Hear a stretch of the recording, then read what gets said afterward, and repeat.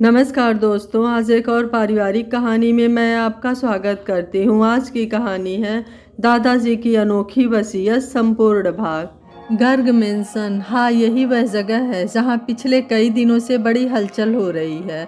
अरे हो भी क्यों ना, आखिर शहर के जाने माने सेठ जी के इस बड़े और भरे पूरे घर में सालों बाद बहुत ही खुशी का दिन आने वाला है। बेटियां, पोते पोती, नाती नातिन सभी अपने परिवार सहित आने लगे हैं। पर सबसे ज़्यादा इंतज़ार जिसका है वह है सेठ भगवान दास के पोते प्रफुल्ल और उसकी पत्नी निशा का।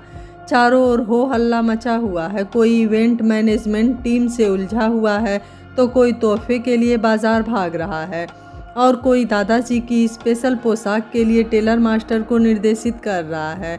कुल मिलाकर बहुत गहमागहमी भरा माहौल है। सेठ भगवान दास गर्ग देवास शहर का एक जाना पहचाना नाम। खेतीबाड़ी, वेयर हाउस, बड़ी कंपनी के ट्रैक्टर की फ्रेंचाइजी, रिसोर्ट्स, होटल्स के मालिक और उससे ऊपर अपने शहर के, अपने समाज के अध्यक्ष, भरा पूरा परिवार और बहुत ही सरल व्यक्तित्व। इतना सब है तो समस्या तो कुछ होना ही नहीं चाहिए, पर ऐसा कैसे हो सकता है? सब कुछ होकर भी कहीं ना कहीं अधूरापन तो है ना। 2 बेटे 2 बेटियां हैं, पर कोई भी इतना सक्षम नहीं कि आने वाले समय में उनकी गद्दी संभाल सके। हर वक्त इसी चिंता में सेठ जी घुले रहते थे। नाती पोते भी बहुत हैं, पर सक्षम नेतृत्व कर सके ऐसा एक भी नहीं।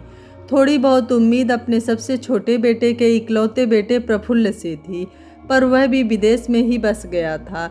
उसने तो विवाह भी वहीं कर लिया था। यूं तो उसकी पत्नी भारतीय मूल की ही थी, परंतु जन्म से लेकर परवरिश तक और पढ़ाई से लेकर नौकरी तक सब लंदन में ही हुआ था। जिस दिन प्रफुल्ल ने अपनी पसंद और उसके निशा से मिलने और विवाह के बारे में घर पर बताया था, सेठ भगवान दास जी ने अपनी नाराज़गी प्रकट कर दी थी। होना भी चाहिए था। बड़े अरमानों से पाल पोस कर एवं उसकी जिद पर ही तो उन्होंने उसे पढ़ने के लिए लंदन भेजा था। पर वो वहीं बस जाएगा और विवाह भी अपनी मर्जी से ही कर लेगा, यह मंजूर करना भगवान दास जी और परिवार के लिए बहुत कठिन था। बहुत बार समझाया था, पढ़ाई पूरी हो गई है तो भारत वापस आ जा, पर वह कहता था उसके लायक भारत में कोई काम नहीं है। भगवान दास जी और प्रफुल्ल की यह जद्दोजहद भरी बातें आगे क्या रंग लाएंगी, यह तो समय के गर्त में छुपा है। पिछले 15 दिनों से गर्ग मेंशन में जोर शोर से तैयारियां की जा रही थी।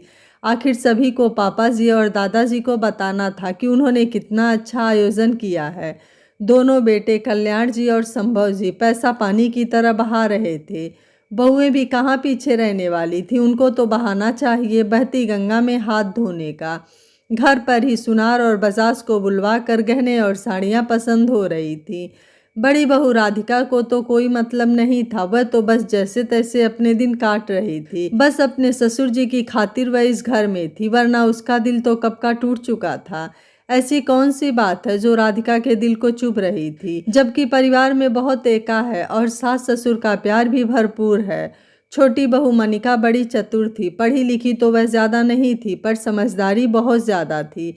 वहीं अपनी जेठानी और सास के लिए खरीदी में लगी थी। अरे जीजी, यूँ तो बई सासू जी के लिए लहंगा ओढ़नी तो इंदौर के बड़े बुटीक से बनवा ली है, पर दोनों दीदियों को, मामी जी को बुआ जी की साड़ियाँ तो पसंद करनी ही होंगी ना।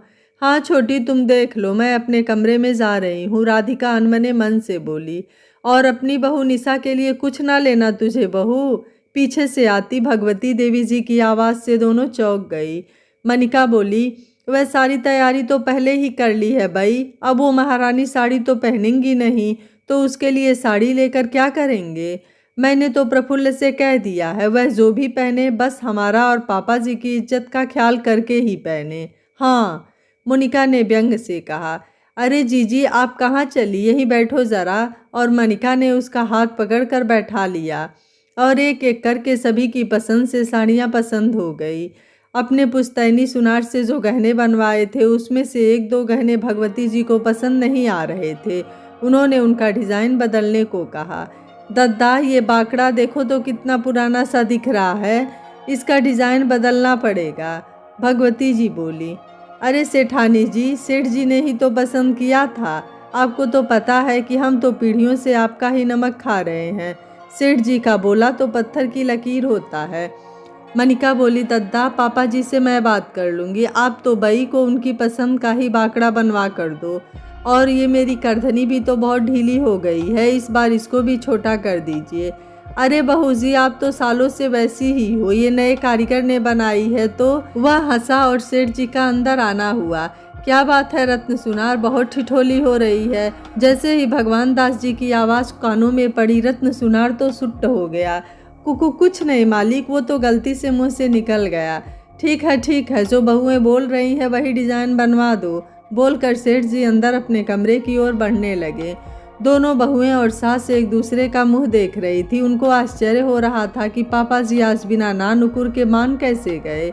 तभी पीछे से आती छोटी ननद को देखा तो सारा माजरा समझ आया।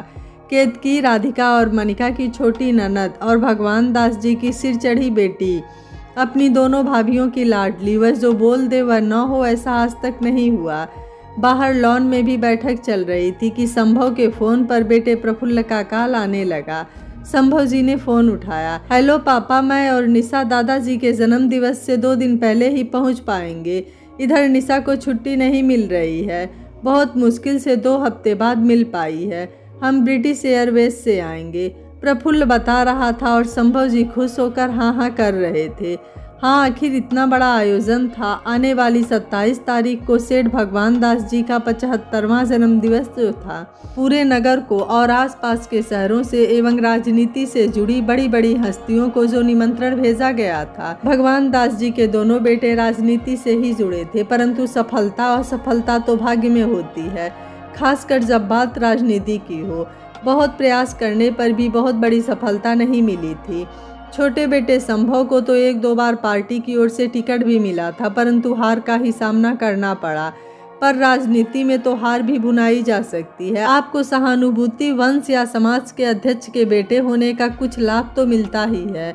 फिर पिता की अथाह संपत्ति तो थी ही हर बात का लाभ उठाने के लिए। बड़े बेटे कल्याण जी गर्ग यूं तो कहने को बड़े हैं और परिवार की जिम्मेदारी भी इन्हीं के कंधों पर होनी चाहिए, पर यह तो है मस्त मौला और रंगीन मिजाज। अपने पढ़े लिखे दोस्तों की पढ़ी लिखी पत्नियों को देखकर इनको अपनी सीधी सादी अनपढ़ पत्नी पसंद नहीं आई और अपनी शादी की 20 साल बाद एक दीवान परिवार की पढ़ी लिखी होशियार युवती से विवाह कर दूसरे मकान में रहने लगे। पहली पत्नी राधिका से 2 बच्चे थे। भगवान दास जी ने किसी तरह अपनी बड़ी बहू को अपनी बेटी मानकर अपने ही घर में रखा और उसके बच्चों का लालन पालन भी किया। उनका विवाह भी बहुत धूमधाम से किया था। आज वह सभी अपने अपने परिवार के साथ रह रहे हैं, परंतु सभी की नज़रें तो भगवान दास जी पर ही टिकी हुई हैं। अपने कमरे में आकर अपने बिस्तर पर लेटते ही आंखों में वह दृश्य आने लगे जब उनके पिता राजस्थान के वाडमेर गांव से व्यवसाय और अपने बच्चों को अच्छी परवरिश देने हेतु देवास आकर बस गए थे। इंसान जैसा जैसा सोचता है, यदि वैसा वैसा ही होता जाता है तो इसे आपका भाग्य कहते हैं। भगवान दास जी भी चांदी या सोने की चम्मच मुंह में लेकर पैदा नहीं हुए थे। कहते हैं लड़के भाग्य से और लड़कियां सौभाग्य से पैदा होती हैं, किंतु फतेह गर्ग जी के घर तो उनके बेटे के भाग्य और सौभाग्य दोनों से ही उनकी किस्मत का तारा चमका था और भगवान दास जी के कारण ही उनका खेतीबाड़ी का काम ऐसा चमका कि उन्हें कभी पीछे मुड़कर नहीं देखना पड़ा। भगवान दास जी को याद आ रहा था जब वह 18 वर्ष के हुए थे, तब उनके पिता ने उन्हें बताया था कि वाडमेर जैसे छोटे से गांव से निकलकर वह बहुत जगह गए।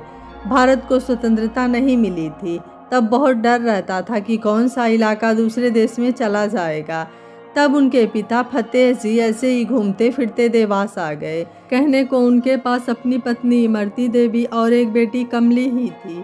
गृहस्थी के सामान में एक ऊंट और कुछ बर्तन भांडे थे। हाँ, उनकी पत्नी इमरती देवी के पास सोना और चांदी बहुत थी। उन्होंने एक बंजर पड़ी भूमि पर ही टेंट लगा दिया और अपनी पत्नी और बच्चों को लेकर सो गए। रात को ही उन्हें सपने में माँ चामुंडा देवी ने दर्शन देकर कहा कि यहीं इसी खेत पर खेती करो, तुझे बहुत लाभ होगा।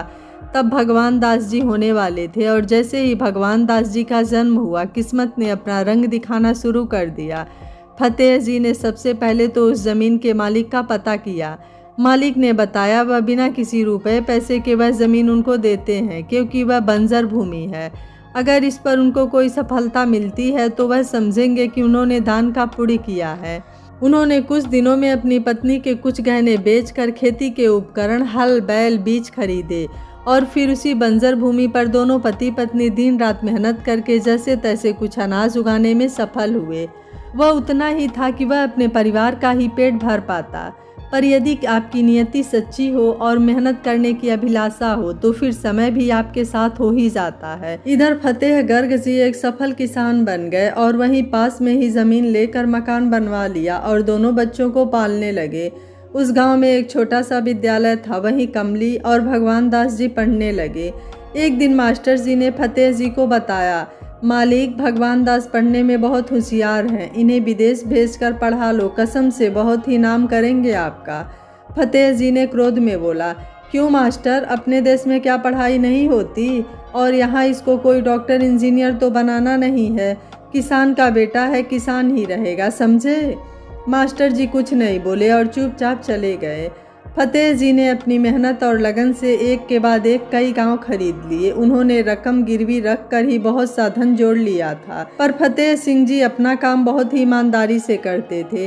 ज़रूरतमंद लोगों की मदद भी वह बिना किसी स्वार्थ के करते थे। उनका मानना था कि जिस तरह किसी ने मुझे दान में ज़मीन देकर मेरी मदद की थी, वैसे ही मैं भी किसी को परेशान नहीं देख सकता। बहुत ही कम उम्र में कमली का विवाह अपने पास के गाँव में एक संपन्न परिवार में कर दिया।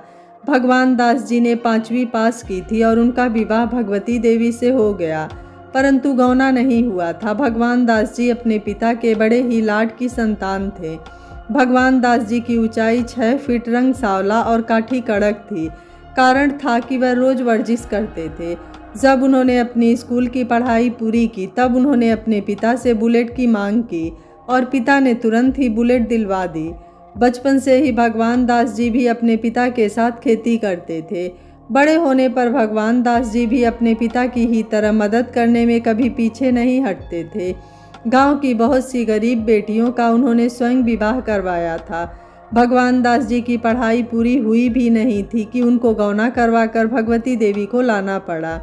तब राजस्थान में छोटे छोटे बच्चों के विवाह हो जाते थे और इस हिसाब से तो भगवान दास जी बहुत बड़े हो गए थे। भगवती देवी बहुत साधारण रूप रंग की युवती थी, जिनकी ऊंचाई भी अच्छी थी, परंतु वह बहुत दुबली पतली थी। भगवती देवी दहेज में बहुत कुछ लाई थी, सोना चांदी, हीरे के जड़ाऊ सेट, खेत, मकान और बर्तनों की तो गिनती ही नहीं थी। भगवान दास जी ने अपने पिता को मना किया था कि दहेज नहीं लेना, परंतु उनके ससुर जी ने कहा कि वह अपनी इकलौती बेटी को ही यह दे रहे हैं। बहुत से गांवों की ज़मीनें होने से वह लोग जमींदार कहलाने लगे। अब जिधर भी नज़र आती वह ज़मीन उनकी हुई थी। अपने खेतों पर उचित फसल और उसका उचित मूल्य मिले, इसलिए ग्राम पंचायत और बड़े अधिकारियों से कृषि की नई नई तकनीकों के बारे में पूछते और अपने बाबा को बताते। समय का पहिया तो अपनी गति से घूमता ही जाता है और इसी क्रम में पहले अपने पिता और फिर माता को खो देने के बाद भगवान दास जी अकेले ही अपनी जमींदारी संभालने लगे। जब पैसा अथाह होने लगता है तो ऐब भी अपना रूप दिखाने लगता है। भगवान दास जी भी शराब और शबाब के नशे में डूबने लगे। बहुत दिनों तक वह घर भी नहीं आते और बहुत रातें कोठों पर बिताते। ऐसा क्यों हो रहा था यह जानना जरूरी है। कुछ मित्र उनकी संगत में ऐसे थे जो उनकी सफलता से जलने लगे थे। उन्होंने ही उनको इस तरह की आदतें लगवा दी थी, परंतु भगवती देवी ने अपने परिवार को बहुत अच्छे से संभाला। बिल्कुल भी पढ़ी लिखी नहीं होने के बाद भी उनको पता था कि वह अपने पति को कैसे संभाल सकती हैं। एक दिन उन्होंने भगवान दास जी से कहा, आपको शराब नहीं पीना चाहिए। यदि पीना बहुत ज़रूरी हो तो घर बहुत बड़ा है, एक कमरे में आप वह करो जो आपको करना है, किंतु आपकी छवि समाज में बिगड़े यह मैं बर्दाश्त नहीं करूँगी। भगवान दास जी को अपनी गलती का एहसास हुआ और उन्होंने भगवती जी की बात मान ली, परंतु शादी विवाह या अन्य आयोजनों में उन्हें कोई रोक नहीं पाता था। भगवान दास जी और भगवती देवी का वैवाहिक जीवन बहुत ही सुचारू रूप से चल रहा था। पहले बेटा, फिर 2 बेटियां और फिर 1 बेटा। बस इन सभी में हंसते हंसाते जीवन की गाड़ी चलती रही। समय अपनी गति से भागता ही रहा और सभी लड़के लड़कियों की शादी समाज के दबाव में कम आयु में ही करके भगवान दास जी समाज सेवा से ऐसे जुड़े कि हर समय समाज हित में ही कार्य किए। सबसे पहले तो उन्होंने बाल विवाह को बंद किया और अपने नाती पोतों का विवाह निर्धारित आयु में करने का निर्णय लिया। जो उस समय के लिए बहुत ही चुनौतीपूर्ण कार्य था। उनके दोनों बेटों का खेती किसानी में तो कोई रुचि नहीं थी, परंतु कॉलेज में राजनीति से ऐसा सम्मोहन हुआ कि वही अच्छा लगने लगा। बिना मेहनत किए ही काम चल रहा था, पर ऐसा कब तक चलता। भगवान दास जी ने अपने दोनों बेटों को वेयर हाउस खरीद कर दिए, पर वह भी उनसे नहीं संभले, वह किराए पर उठाना पड़ा। तब उन्होंने कुछ होटल खरीदे, पर वह भी उन्होंने स्वयं नहीं चलाए और किराए पर उठाकर उसकी कमाई खाने लगे। हर बार वह कुछ नया निवेश करते और बेटे उनका मान न रखकर मनमर्जी में लगे रहते। तब उन्होंने अपने बड़े पोते को स्थानीय महाविद्यालय से ही उच्च शिक्षा देकर आगे बढ़ाना प्रारंभ किया। परंतु जब सभी को बिना मेहनत की अच्छी कमाई दिखती है तो बहुत से शौक पड़ जाते हैं।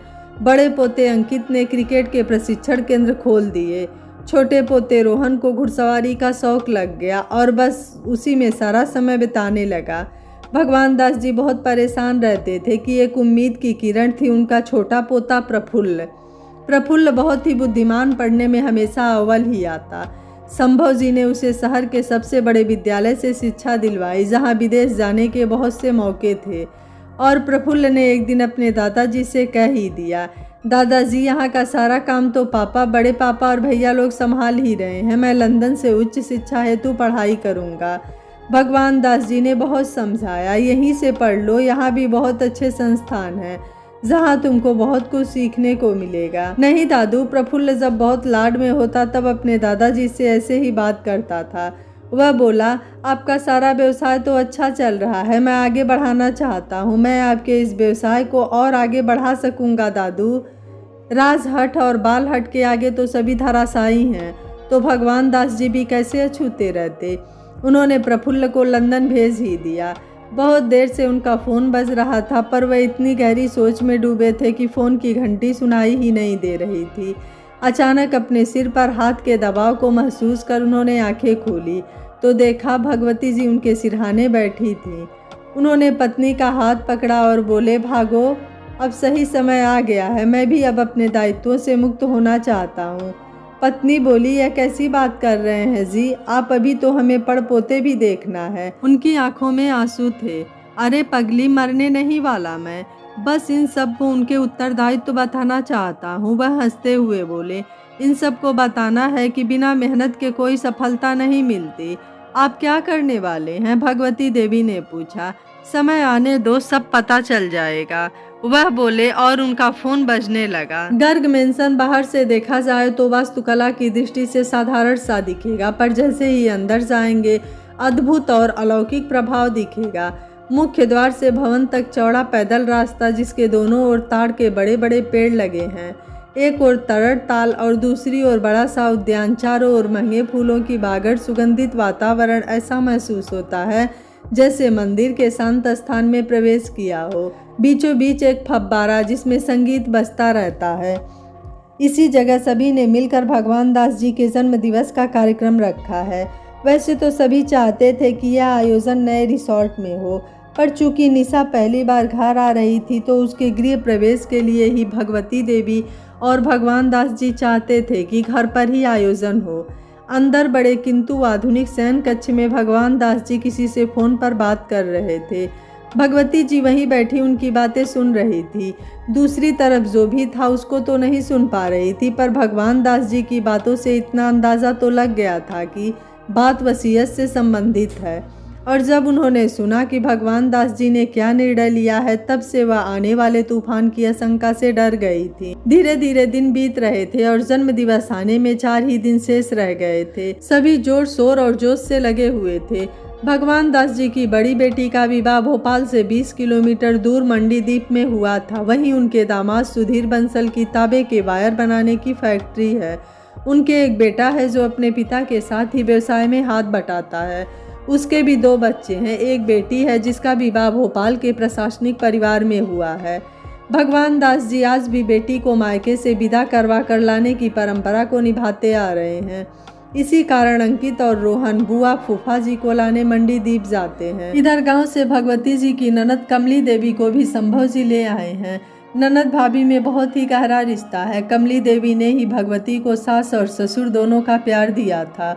भगवती जी भी हर काम में अपनी ननद को ही आगे करती थी, जिसका प्रभाव यह होता था कि केतकी और कामिनी बहुत बार रूठ जाती थी कि सब काम आप बुआ सास से ही करवाते हो, हमको भी तो कुछ अधिकार मिलना चाहिए। और भगवती जी हंस कर कहती, अरे छोरियों, बुआ सा का अधिकार ज़्यादा होता है। जब तुम दोनों के भाइयों के बच्चों का काम पड़ेगा ना, तब तुम दोनों ही करना, और फिर नेक तो तुमको भी बराबर ही मिलता है ना। अरे अम्मा, नेक तो पापा वैसे भी देते रहते हैं हमें, नेक की कोई कमी नहीं है, दोनों बहनें भी हंसकर कह देती थीं। अभी कमली जी थोड़ा बीमार रहने लगी थी तो आते ही सीधे भाई के शयन कक्ष में ही पहुंच गईं। वहीं कमरे से लगे अत्याधुनिक सुविधाओं वाले बाथरूम में हाथ पैर धोकर बिस्तर पर ही बैठ गईं। उनके कमरे में आते ही भगवान दास जी भी जल्दी ही उनके पैर छूकर वहीं बैठ गए। और जीजी, आप अकेली क्यों आई? जीजा जी और बच्चे क्यों नहीं आए? आप इतनी थकी हुई क्यों लग रही हैं? अपने भाई के एक के बाद एक प्रश्न से कमली जी परेशान हो गई। क्या भगवान, थोड़ा सब्र कर, सब बताती हूँ। तेरे जीजा जी और बच्चे कल आएंगे, और मैं अब वैसी कहाँ रही रे, तेरे से 2 साल बड़ी हूँ, पर अब थक तो जाऊंगी ना, कहकर वहीं लेट गईं और भगवती जी उनके पैर दबाने लगे। तब तक राधिका ने चाय नाश्ता लेकर एक नौकरानी को भेजा। फिर मनिका के साथ आकर दोनों ने अपनी बुआ सास को चरण धोक दी। खड़ी खंबा बुआ सा। बुआ जी ने उन दोनों को आशीर्वाद दिया और चाय का कप उठा लिया। चाय पीते ही बोली, राधिका बहू, चाय तो चोखी बनी है। अंकित और रोहन अपनी महिंद्रा XUV 300 में अपनी बुआ व फूफा जी को लेकर देवास पहुंचते हैं। घर के बड़े कंवर साहब के आने से सभी चौकन्ने होकर उनकी खातिरदारी में लग जाते हैं। भगवान दास जी भी अपने कंवर साहब से मिलते हैं, वह भी पैर छूकर अपने ससुर जी का अभिवादन करते हैं। कोई परेशानी तो नहीं हुई है सफ़र में? भगवान दास जी ने पूछा। नहीं पापा जी, दोनों शेर मस्त गाड़ी चला कर ले आए, बस अब तो आपके लाडले पोते से मिलने की बेचैनी है, सुधीर जी बोले। हाँ, संभव बता रहा था कि वहाँ से शाम 4 बजे की फ़्लाइट है जो दिल्ली तक 5 बजे सुबह आ जाएगी।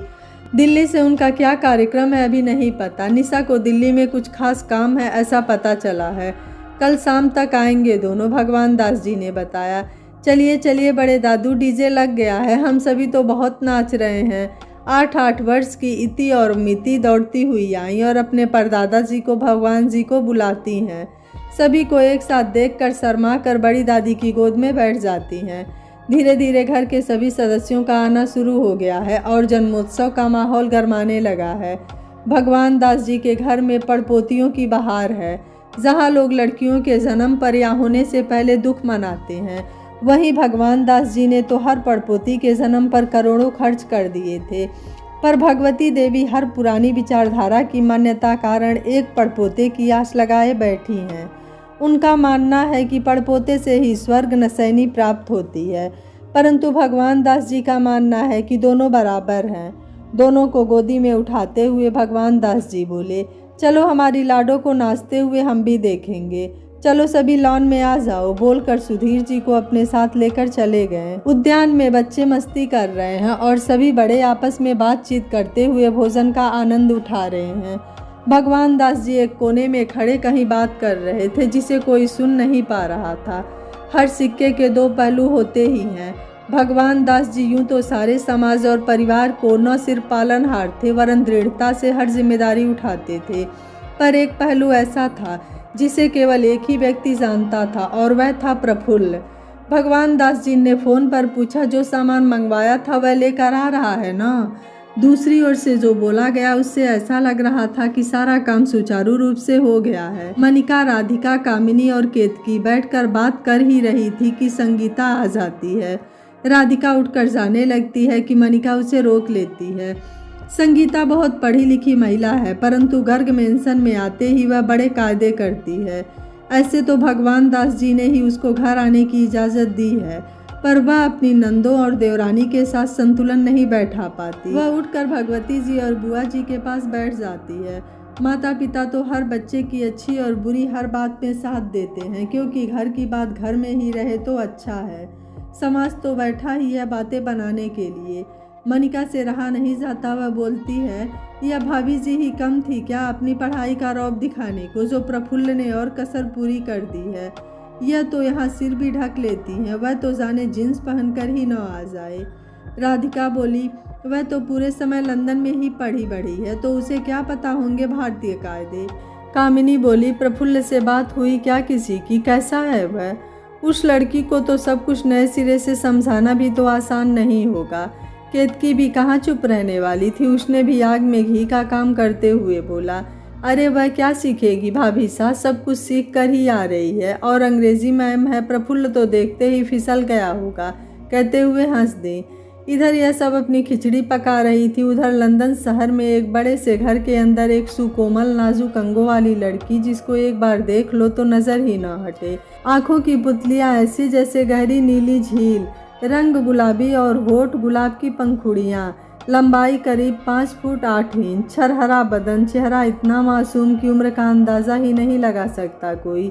उम्र 27 वर्ष, जल्दी जल्दी सामान जमा रही थी और गायत्री मंत्र का श्लोक भी पढ़ती जा रही थी। उसी घर के स्टडी रूम में अपने सारे कागजात को जमाते हुए एक युवक, जो देखने में शुद्ध भारतीय नौजवान, रंग सांवला, कद 6 फुट 2 इंच, काठी जिम में बनाई हुई, एकदम गठीली, आंखों पर नज़र का चश्मा और उम्र है 28 साल। निशा, हेलो, अरे यार यह संध्या वंदना हो गई हो तो मेरे लिए मिल्क शेक लेकर आ जाओ प्लीज़। कुछ ही देर में स्टडी का दरवाज़ा खुला और एक ट्रॉली में 2 गिलास मिल्क शेक और कुछ फल लेकर निशा अंदर आती है तो प्रफुल्ल उसे देखता ही रह जाता है। निशा आकर उसकी कुर्सी के हत्थे पर बैठ जाती है और अपने हाथों से प्रफुल्ल को मिल्क शेक पिलाते हुए बोलती है, ओ डियर प्रफुल्ल, मैं बहुत खुश हूँ कि कल हम भारत जा रहे हैं।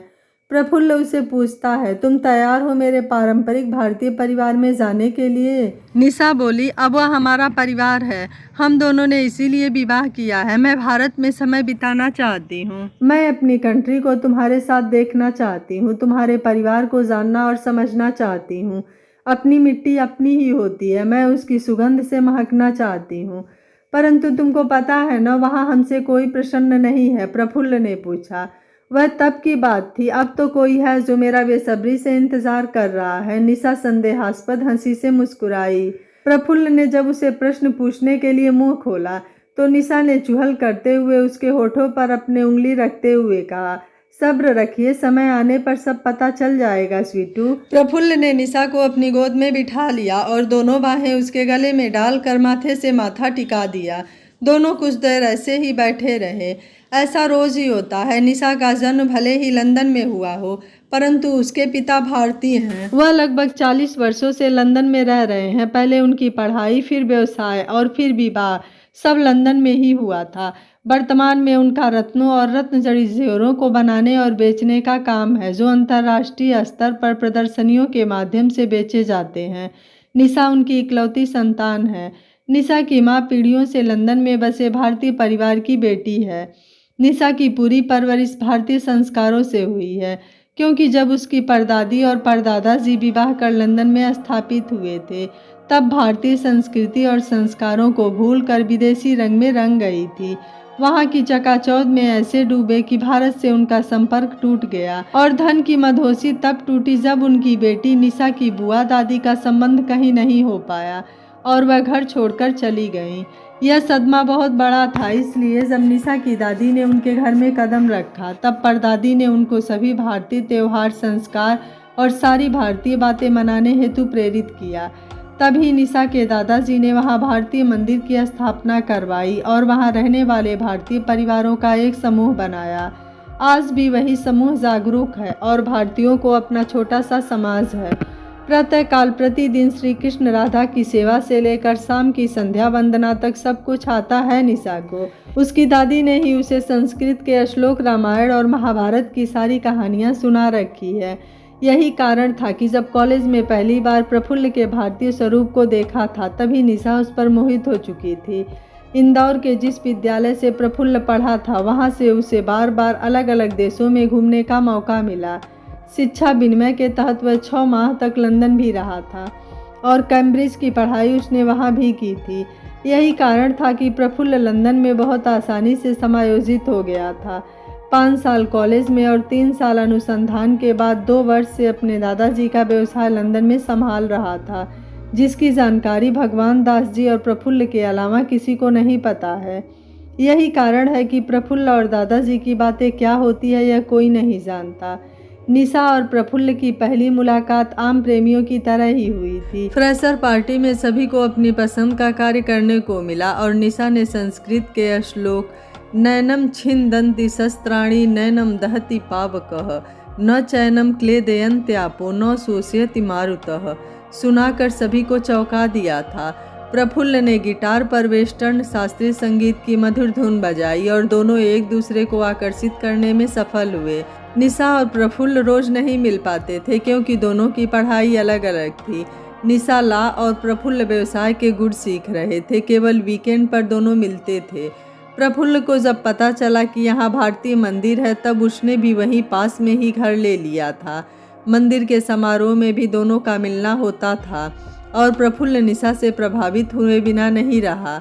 हर रोज कुछ न कुछ धार्मिक आयोजन होते ही रहते थे। हर मंगलवार वहाँ रामचरितमानस के 5वें सोपान सुंदरकांड का पाठ होता और निशा बिना किसी बाधा के धारा प्रवाह सारे दोहे और चौपाइयाँ बोलती जाती थी। निशा के बारे में प्रफुल्ल ने जब अपने परिवार को बताया कि वह उससे विवाह करना चाहता है तो भगवान दास जी ने स्पष्ट मना कर दिया था। पर प्रफुल्ल ने निशा और उसके दृढ़ निश्चय को बताया तब वीडियो कॉल के माध्यम से भगवान दास जी और निशा के दादाजी की बहुत बातें हुई, लेकिन किसी ने भी निशा को नहीं देखा था। बच्चों ने जरूर फेसबुक पर उन दोनों की बहुत सी तस्वीरें देखी थी जिसमें अधिकतर वेस्टर्न कपड़ों में ही निशा को देखा था। अब केवल आंखों देखी बातें ही तो सच होती नहीं, केवल कपड़े पहनने के तरीके से यह तो नहीं कहा जा सकता कि वह संस्कारी है अथवा नहीं। फिर भी अपने पोते की खुशी के लिए दादाजी को हाँ तो करनी पड़ी, पर जैसा वह चाहते थे कि विवाह देवास में हो तो वह संभव नहीं हो सका और प्रफुल्ल और निशा का विवाह लंदन में ही हिंदू रीति रिवाजों के साथ हुआ था। सभी ने वीडियो कॉल पर ही बेमन से आशीर्वाद दिया था। निशा ने घूंघट में ही सारी रस्में निभाई थी। तब सबको लगा कि भली बनने का नाटक है यह, इसलिए घूंघट में विवाह किया है। लंदन के कानून के अनुसार उनको कोर्ट में रजिस्टर्ड विवाह भी करना पड़ा था। कुछ ही दिनों में भगवान दास जी, प्रफुल्ल और निशा की आपस में बहुत बातें होने लगी, यहाँ तक कि वसीयत में क्या और कैसे सब रखवाना है यह भी भारतीय वकील को निशा ने ही बताया था। हेलो प्रफुल्ल जी, दादाजी प्रणाम, चरण स्पर्श आपको। जीते रहो, सदा सुखी रहो। बहू कैसी है हमारी? और हाँ, तुमको सारे पार्सल मिल गए? जी हाँ, हम सब ठीक है दादू। हाँ जी, सब डिस्ट्रीब्यूट भी कर दिए हैं। कल तक सारा रुपया आपके प्राइवेट अकाउंट में भेजता हूँ। और हाँ, वह कार के पार्ट्स का क्या हुआ? वह भी सब तैयार है, सारा स्क्रैप मैंने रखवा लिया है, बस अब लाना ही है। दादाजी, इस बार सिगरेट के 5000 पैकेट ही क्यों आए? अरे इस बार 10 ही लोग आ रहे थे लंदन, इसलिए। अब जब तुम जाओगे तो तुम्हारे सहित और भी लोगों को भेज दूंगा तो ज़्यादा चले जाएंगे। ठीक है दादाजी, अब आप सो जाइए, बहुत रात हो गई है। हाँ, तुम भी अपना ध्यान रखना और समय पर ही निकलना। और हाँ, याद है ना कैसे आना है? जी आप चिंता मत करिए, मैंने सारा इंतज़ाम कर लिया है। डैड कल ही अफ्रीका से आ रहे हैं, उनसे बात हो गई है। आप चिंता न करो, हम समय से पहुंच जाएंगे। प्रफुल्ल के निजी कमरे में फ़ोन पर होने वाली यह वार्ता थी सेठ भगवान दास जी के कुछ अवैध व्यापार की। चाँद में भी तो दाग है, ऐसी धारणा अपनाते हुए प्रफुल्ल का मानना था कि जब रुपया आसानी से मिलता है तो क्या फ़र्क होगा। अपने सीधे और सरल व्यक्तित्व के दादाजी को बड़ी मुश्किल से मनाकर उसने लंदन में 2 व्यापार शुरू किए, एक तो सिगरेट का और दूसरा कार के पुराने पार्ट्स का। भारतीय सिगरेट के 100 के पैकेट की कीमत लंदन में भारतीय रुपए में 1100 होती है, पर यह हर कंट्री के अनुसार बदलती रहती है। इसमें टैक्स की बचत करने के लिए ही अवैध वितरण किया जाता है और यह मांग तो हमेशा ही रहने वाली है। इसी तरह लंदन की कारों के पुराने पार्ट्स को भारत भेजकर नया बनवा कर कार बाजार में बेच दिया जाता है। पुराने पार्ट्स बहुत कम कीमत और कम कस्टम ड्यूटी देकर भारत भेज दिया जाता था, जिसमें बहुत लाभ था। यह सभी काम पर्दे के पीछे होते थे। वैसे तो प्रफुल्ल ने मेयर हाउस में छोटे पद से नौकरी प्राप्त की थी, जो 2 साल में ही उच्च पद तक आ गई थी। प्रफुल्ल कमरे में आया तब तक निशा ने उसके लिए बाथटब में पानी तैयार करके रख दिया था। प्रफुल्ल निशा के पास आया और उसके गीले बालों को छेड़ते हुए, हाँ ये कातिल अदा, किसको मारने का इरादा है? I will kill you, anybody else is there. Nisha ने भी अपनी निगाहों को और कातिल कर लिया। प्रफुल्ल बोला, जस्ट वेट एंड वॉच, इंतजार करो, देखता हूँ कि कौन किसको मारता है। ओह, मैं इंतजार करूंगी, जाओ पहले तुम नहा लो, निशा इठला कर बोली। कुछ रोमांटिक मूड में दोनों एक कविता की पंक्तियां गाने लगे। चलो चले हम दूर देश अपने, वहीं जहाँ है सारे परिजन अपने, पलक पावड़े बिछाए देख रहे हैं हमारे सपने। यहाँ इनकी प्यारी नोकझोंक चल रही थी और दूर भारत में कोई इनका बेचैनी से इंतजार कर रहा था। एक बंद कमरे में पता चला है वो अंग्रेज मैम सेठ जी की सारी वसीयत देख रही है और दोनों कल की फ्लाइट से निकलेंगे और परसों तक दिल्ली पहुंचेंगे। दिल्ली में ही उनका काम तमाम कर दो। ये क्या बोल रहे हो, मरना है क्या? उसके साथ बाउंसर्स चलते हैं जो हमेशा छुप कर चलते हैं, और अभी तो वह बहुत सावधानी से आ रहा होगा क्योंकि वो अंग्रेजी तितली जो उसके साथ है। कौन है यह लोग और प्रफुल्ल और निशा से क्या दुश्मनी है, यह पता चलेगा कुछ समय में। लंदन में निशा और प्रफुल्ल अपने अत्याधुनिक बिस्तर पर लेटे बात कर रहे हैं। दादू का फोन आया था, प्रफुल्ल ने बताया। अच्छा, क्या बोल रहे थे? निशा ने पूछा। पूछ रहे थे हम कैसे आ रहे हैं। और आपने क्या बोला? मैंने बोल दिया है डैड के प्लेन से आ रहे हैं। पर वहाँ तो सबको पता है हम ब्रिटिश एयरवेज से आ रहे हैं। अरे यार, वो तो बस सबका ध्यान हटाना है, तुमको पता है ना कितनी जोखिम है हमें वहाँ तक पहुँचने में। लोग तो इंतज़ार ही कर रहे हैं, जैसे दादाजी सब कुछ हमको ही देने वाले हैं। वो तो इसलिए कि दादाजी की सलाहकार के रूप में मैं जो काम कर रही हूँ। अच्छा वो सब छोड़ो, तुमने मुझे बताया नहीं कि तुमको छुट्टियाँ मिल गई है ना? अरे बताया तो था, कल ही मुझे पूरे 2 माह की छुट्टियाँ मिली है। तुम मुझे पूरा भारत घुमाओगे ना? हाँ चलो अब सो जाओ, कल जितनी जल्दी हो सके निकलेंगे।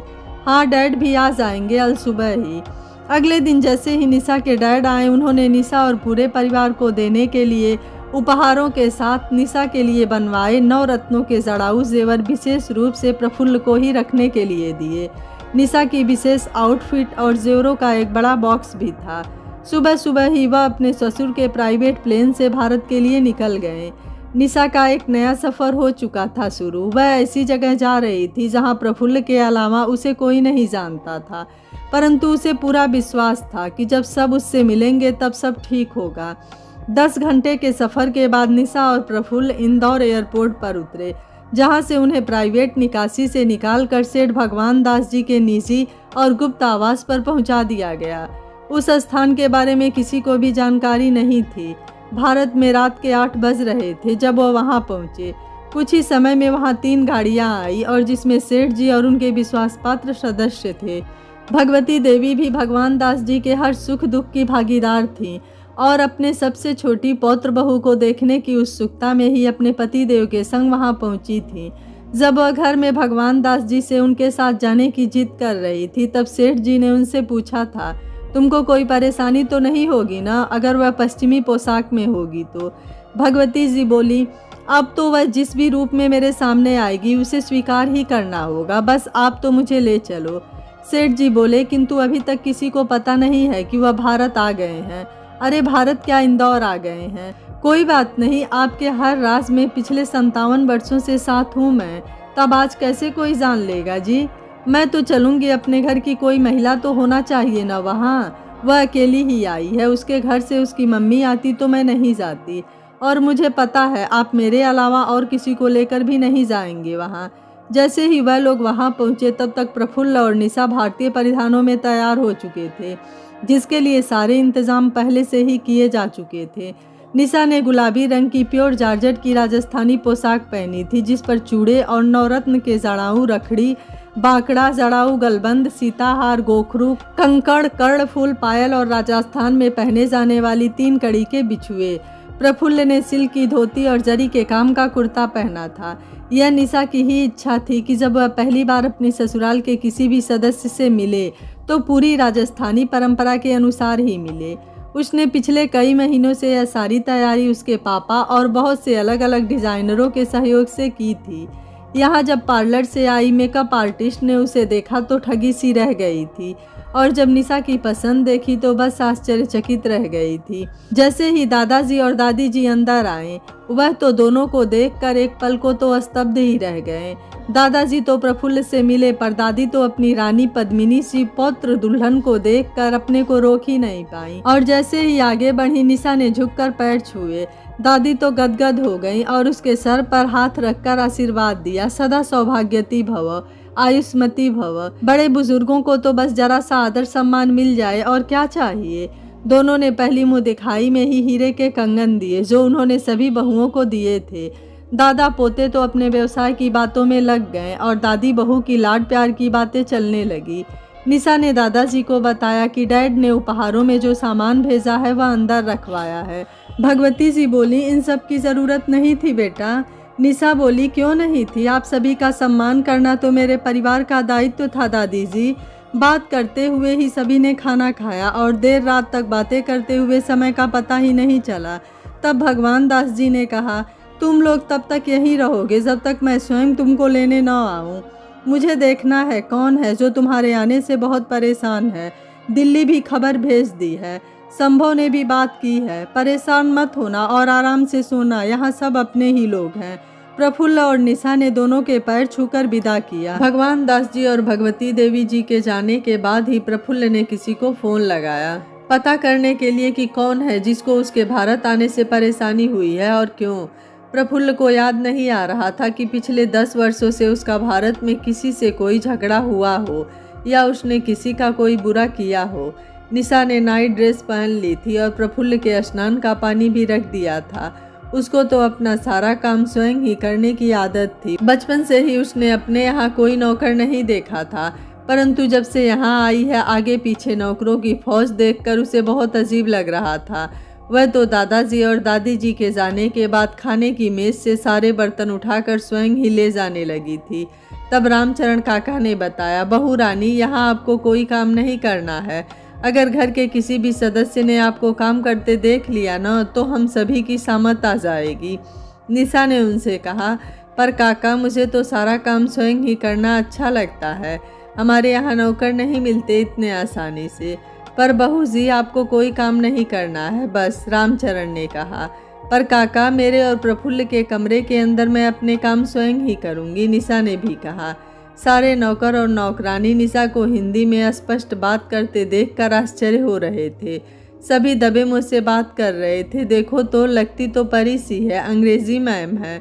हम तो समझे थे कोई चम्मच भी नहीं हिलाएंगी, पर ये तो बर्तन लेकर रसोई घर में आ गई और तो और हिंदी में पटर पटर बोल रही हैं। निशा ने जब सबको अपनी तरफ घूरते देखा तो समझ गई कि सब उसके बारे में ही बात कर रहे हैं और वह बोली, मुझे हिंदी बोलनी आती है। सब एकदम सकपका गए। तब रामचरण ने उन्हें डांटते हुए कहा, सब अपना काम करो। कमरे में निशा बिस्तर की चादर ठीक कर रही थी कि बाथरूम से निकलते प्रफुल्ल की निगाह उस पर गई और उसने पीछे से ही निशा को अपनी बाहों में भर लिया। क्या इरादा है डार्लिंग?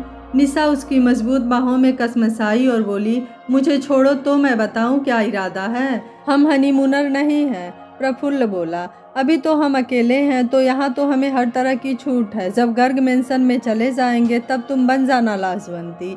अभी तो बस तुम हो और मैं। और अपनी बाहों की पकड़ मजबूत कर दी। निशा और प्रफुल्ल एक दूसरे को देख मुस्कुराने लगे। रात तो ऐसे ही बीत गई। सुबह 5 बजे अचानक उस हवेली में मंदिर की घंटियों से सभी की नींद खुल गई। प्रफुल्ल नींद में ही बुदबुदाया, ये मेरी भक्तन यहाँ भी अपनी पूजा पाठ नहीं भूली। निशा ने पूजा समाप्त की और पूरे घर में जल छिड़कते हुए अपना कमरा ही भूल गई। बहुत ही पुरानी बनी हुई उस हवेली को भूल भुलैया कहा जा सकता है। प्रफुल्ल झटके से उठा, जैसे उसको अंदेशा हो गया था कि निशा कमरे का रास्ता भूलकर भटक जाएगी। प्रफुल्ल तो बचपन में हर हफ्ते ही इस हवेली में आता था। खैर गोविंद दूध लेकर आ ही रहा था कि उसने सीधे पल्ले की साड़ी में एकदम हीरोइन जैसी दिखने वाली लड़की को देखा तो ठिठक कर रह गया। वह समझ गया कि नई बहू रानी आ गई हैं। उसे कल ही बता दिया गया था कि उसे 2-3 दिन ज़्यादा दूध लेकर आना है। उसने निशा के चेहरे पर चिंता देखी। उसे अपने आप को रोका नहीं गया और बोला, आप प्रफुल्ल भैया के साथ आई हैं क्या नई भौजी? निशा कुछ बोली नहीं, बस अपनी नीली बड़ी आंखों की लंबी पलकें झुकाकर हाँ कहा। अरे तो लगता है जौन आप रास्ता भटक गई हैं। अब वो का है ना, बाबूजी की यह हवेली है ही ससुर। अरे गोविंद क्या बोल रहा है? खुद से ही बड़बड़ाते हुए अपने मुंह पर हाथ रख लिया। वो क्या है, क्षमा करना भौजी, बस मुंह से निकल गया। निशा उसको इस तरह देखकर मुस्कुरा दी तो वो बोला, जय बात, चलिए भौजी इस तरफ से आ जाइए, हम ले चलते हैं आपको। इधर पुरानी हवेली का वातावरण भगवान की भक्ति से प्रसन्न हो रहा था। उधर दिल्ली के अंतर्राष्ट्रीय हवाई अड्डे पर कुछ लोगों के चेहरे पर हवाइयाँ उड़ रही थी। एक व्यक्ति जो चेहरे से अजीब ही था, चिल्लाकर अधिकारियों से बहस कर रहा था। हमें पूरी जानकारी है, वह दोनों मिस्टर प्रफुल्ल गर्ग और मिसेज निशा गर्ग इसी ब्रिटिश एयरवेज की फ्लाइट से भारत आ रहे हैं। और आप कह रहे हैं कि इतने सारे पैसेंजरों में वो दोनों तो क्या एक पैसेंजर भी इस नाम का नहीं है।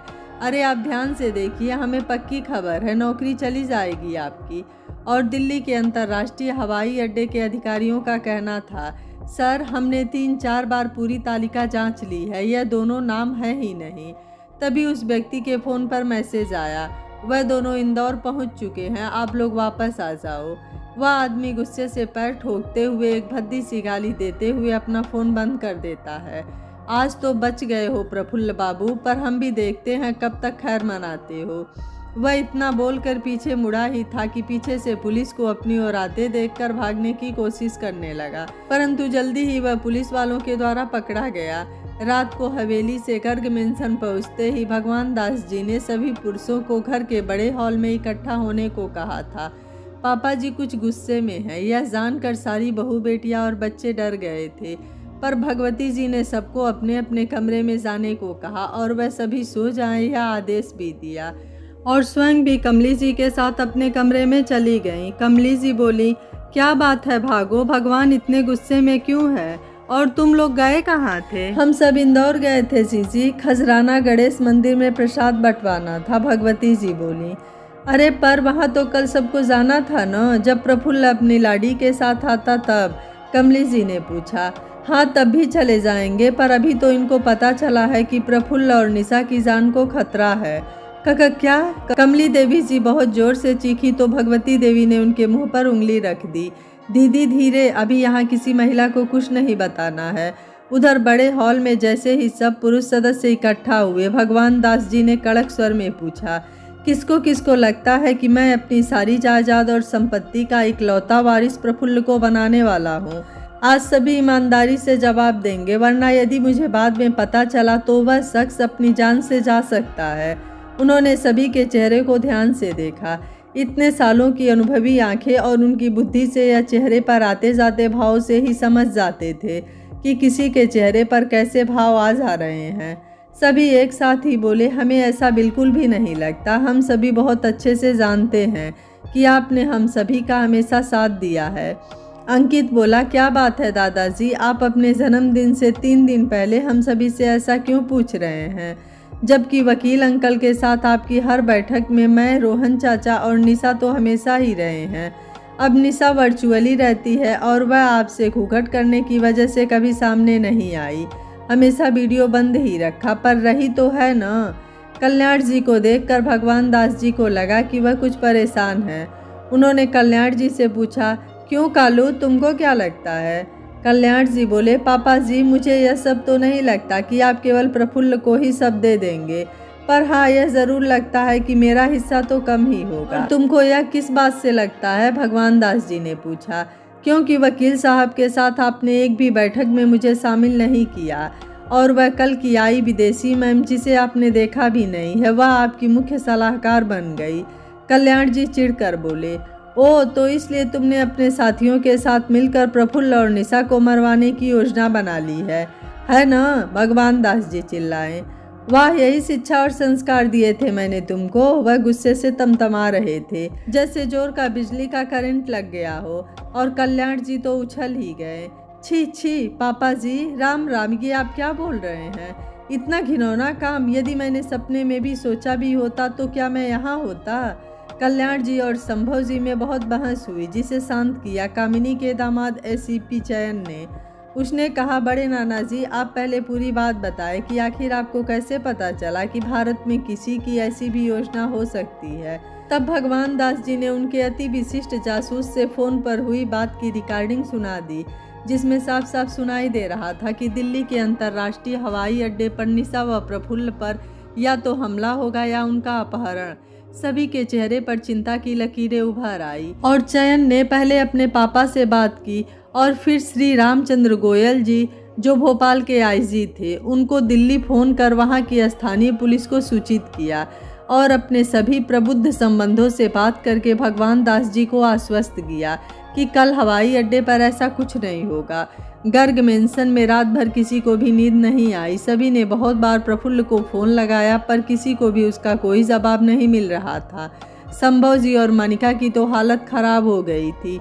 तब भगवान दास जी ने भगवती जी को संभव जी के कमरे में भेजा और उन दोनों को समझाया कि दोनों बच्चे जहाँ भी हैं सुरक्षित हैं। संभव जी ने अपने पापा जी से बहुत पूछा पर भगवान दास जी ने कहा कि सही समय आने पर ही वह बताएंगे। संभव जी जानते थे भगवान दास जी से कुछ भी जानकारी आसानी से मिलेगी नहीं। उन्होंने बहुत लोगों को फ़ोन लगाया पर किसी से कुछ भी जानकारी नहीं मिल सकी। उन्होंने लंदन भी निशा के डैड को फ़ोन लगाया पर वहां उनकी सचिव ने फ़ोन उठाया और बताया कि वह तो बहुत दिनों से बाहर ही हैं। कल कुछ समय के लिए आए थे पर उसकी जानकारी उसे भी नहीं है क्योंकि वह कुछ गुप्त ही मिशन था। मनिका तो रो रो कर बेहोश हो रही थी। तब उसे नींद का इंजेक्शन देकर सुला दिया। सभी बहुत हताश हो रहे थे कि तभी केतकी के फ़ोन पर उसकी सहेली इंदू का फ़ोन आया। उसने बताया कि आज सुबह से ही तेरे जीजा जी और ऋषिभा घर नहीं आए हैं। केतकी बोली, इंदू अभी तो यहाँ सभी बहुत परेशान हैं।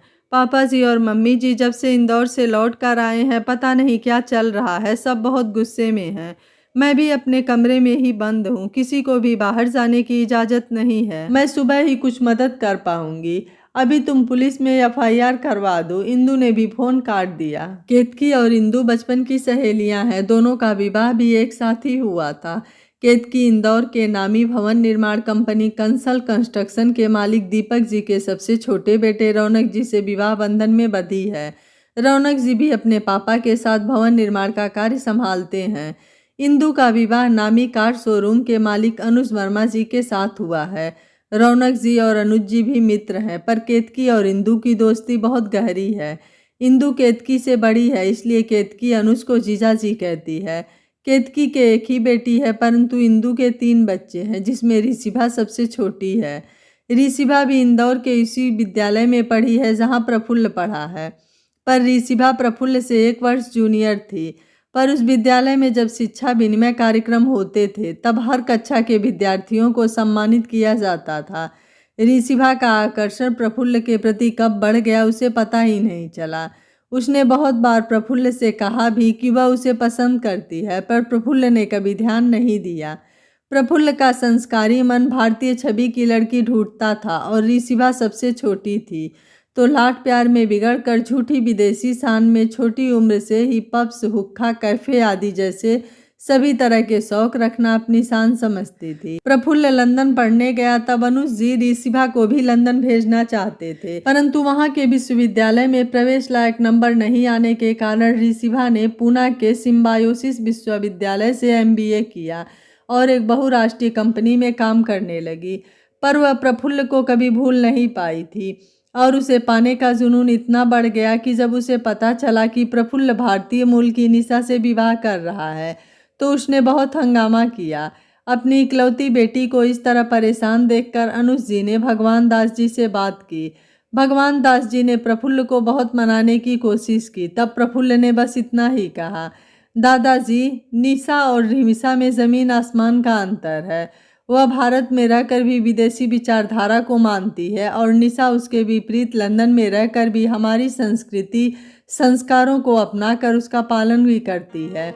इधर कारों के पुराने पार्ट्स के व्यवसाय में अनुज जी भगवान दास जी के साथ जुड़े थे तो उन्हें लगता था कि वह कभी भी इसका फायदा उठा लेंगे। वह प्रफुल्ल पर भी बहुत दबाव बनाते थे परंतु प्रफुल्ल किसी के दबाव में आने वाला युवक नहीं था। इसी कारण उसने इस बात पर कभी ध्यान नहीं दिया था कि एक दिन उसे इस बात का इतना खतरनाक अंजाम सहन करना होगा। परिवार के दबाव के बाद भी प्रफुल्ल ने निशा से विवाह के लिए परिजनों को राजी कर ही लिया था और वहीं लंदन में उससे विवाह भी कर लिया था। उसे ऋषिभा के व्यवहार पर कुछ शंका तो लंदन में ही हो गई थी जब ऋषिभा का अचानक फ़ोन आया था। उसने कहा था, पापा ने तुम्हारे स्वागत का अच्छा इंतजाम किया है, बस तुम दोनों आओ भारत। और प्रफुल्ल जब तक उससे उसकी बात का अर्थ पूछता तब तक ऋषिभा ने फ़ोन काट दिया था।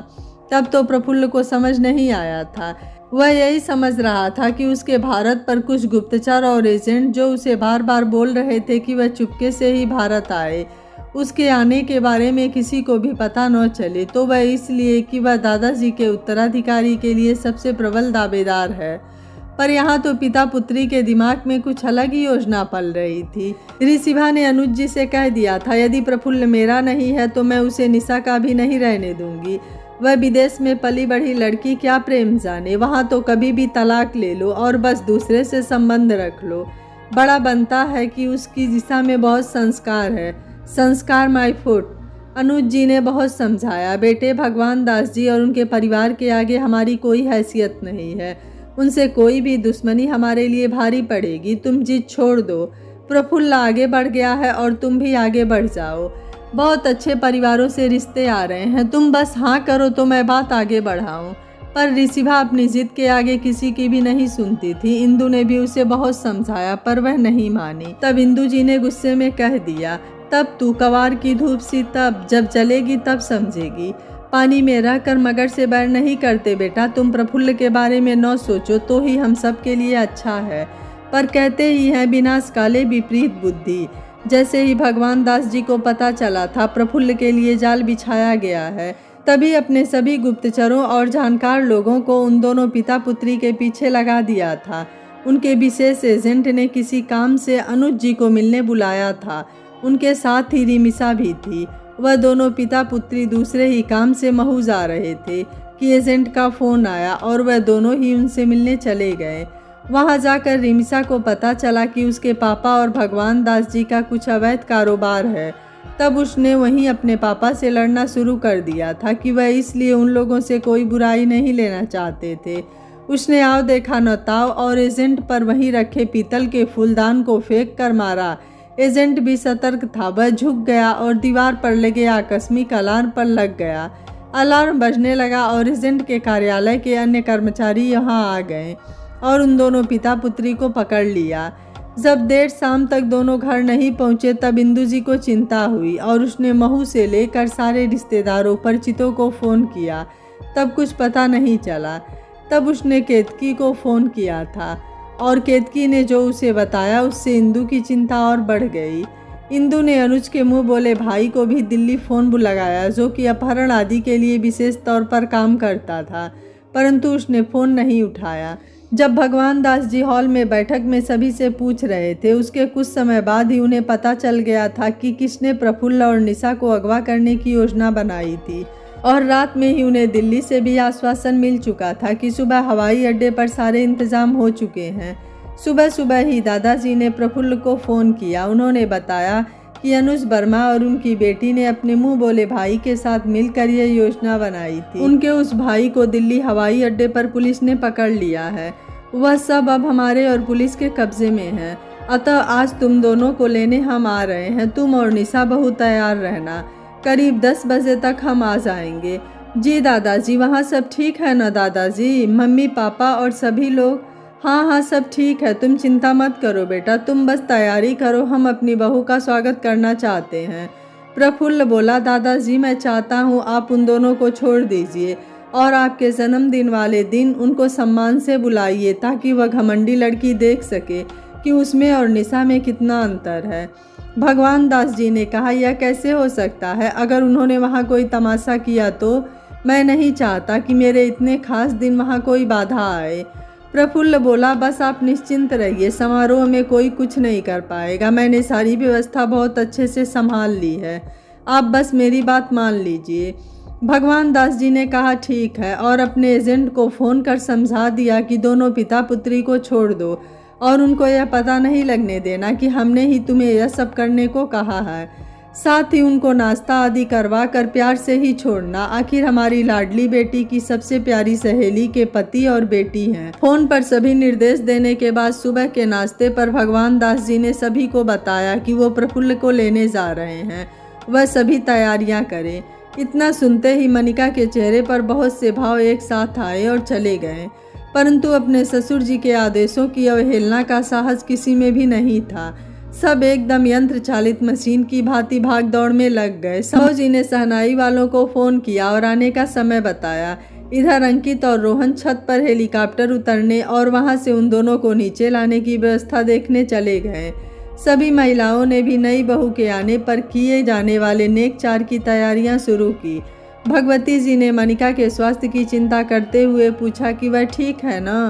मनिका बोली, मम्मी जी इतनी जल्दी सारी तैयारी कैसे होगी? मेरा मतलब है कि जो भी पहले से तैयारी थी उसे इतना जल्दी व्यवस्थित कैसे करें? पता नहीं उस अंग्रेज़न को हम सब पसंद भी आएंगे या नहीं। भगवती जी बोली, अरे इतना मत घबराओ, उसे आने तो दो, पहले से ही धारणा बनाना उचित नहीं है। अभी सुबह के 7 बजे हैं, वही 11 बजे आएंगे।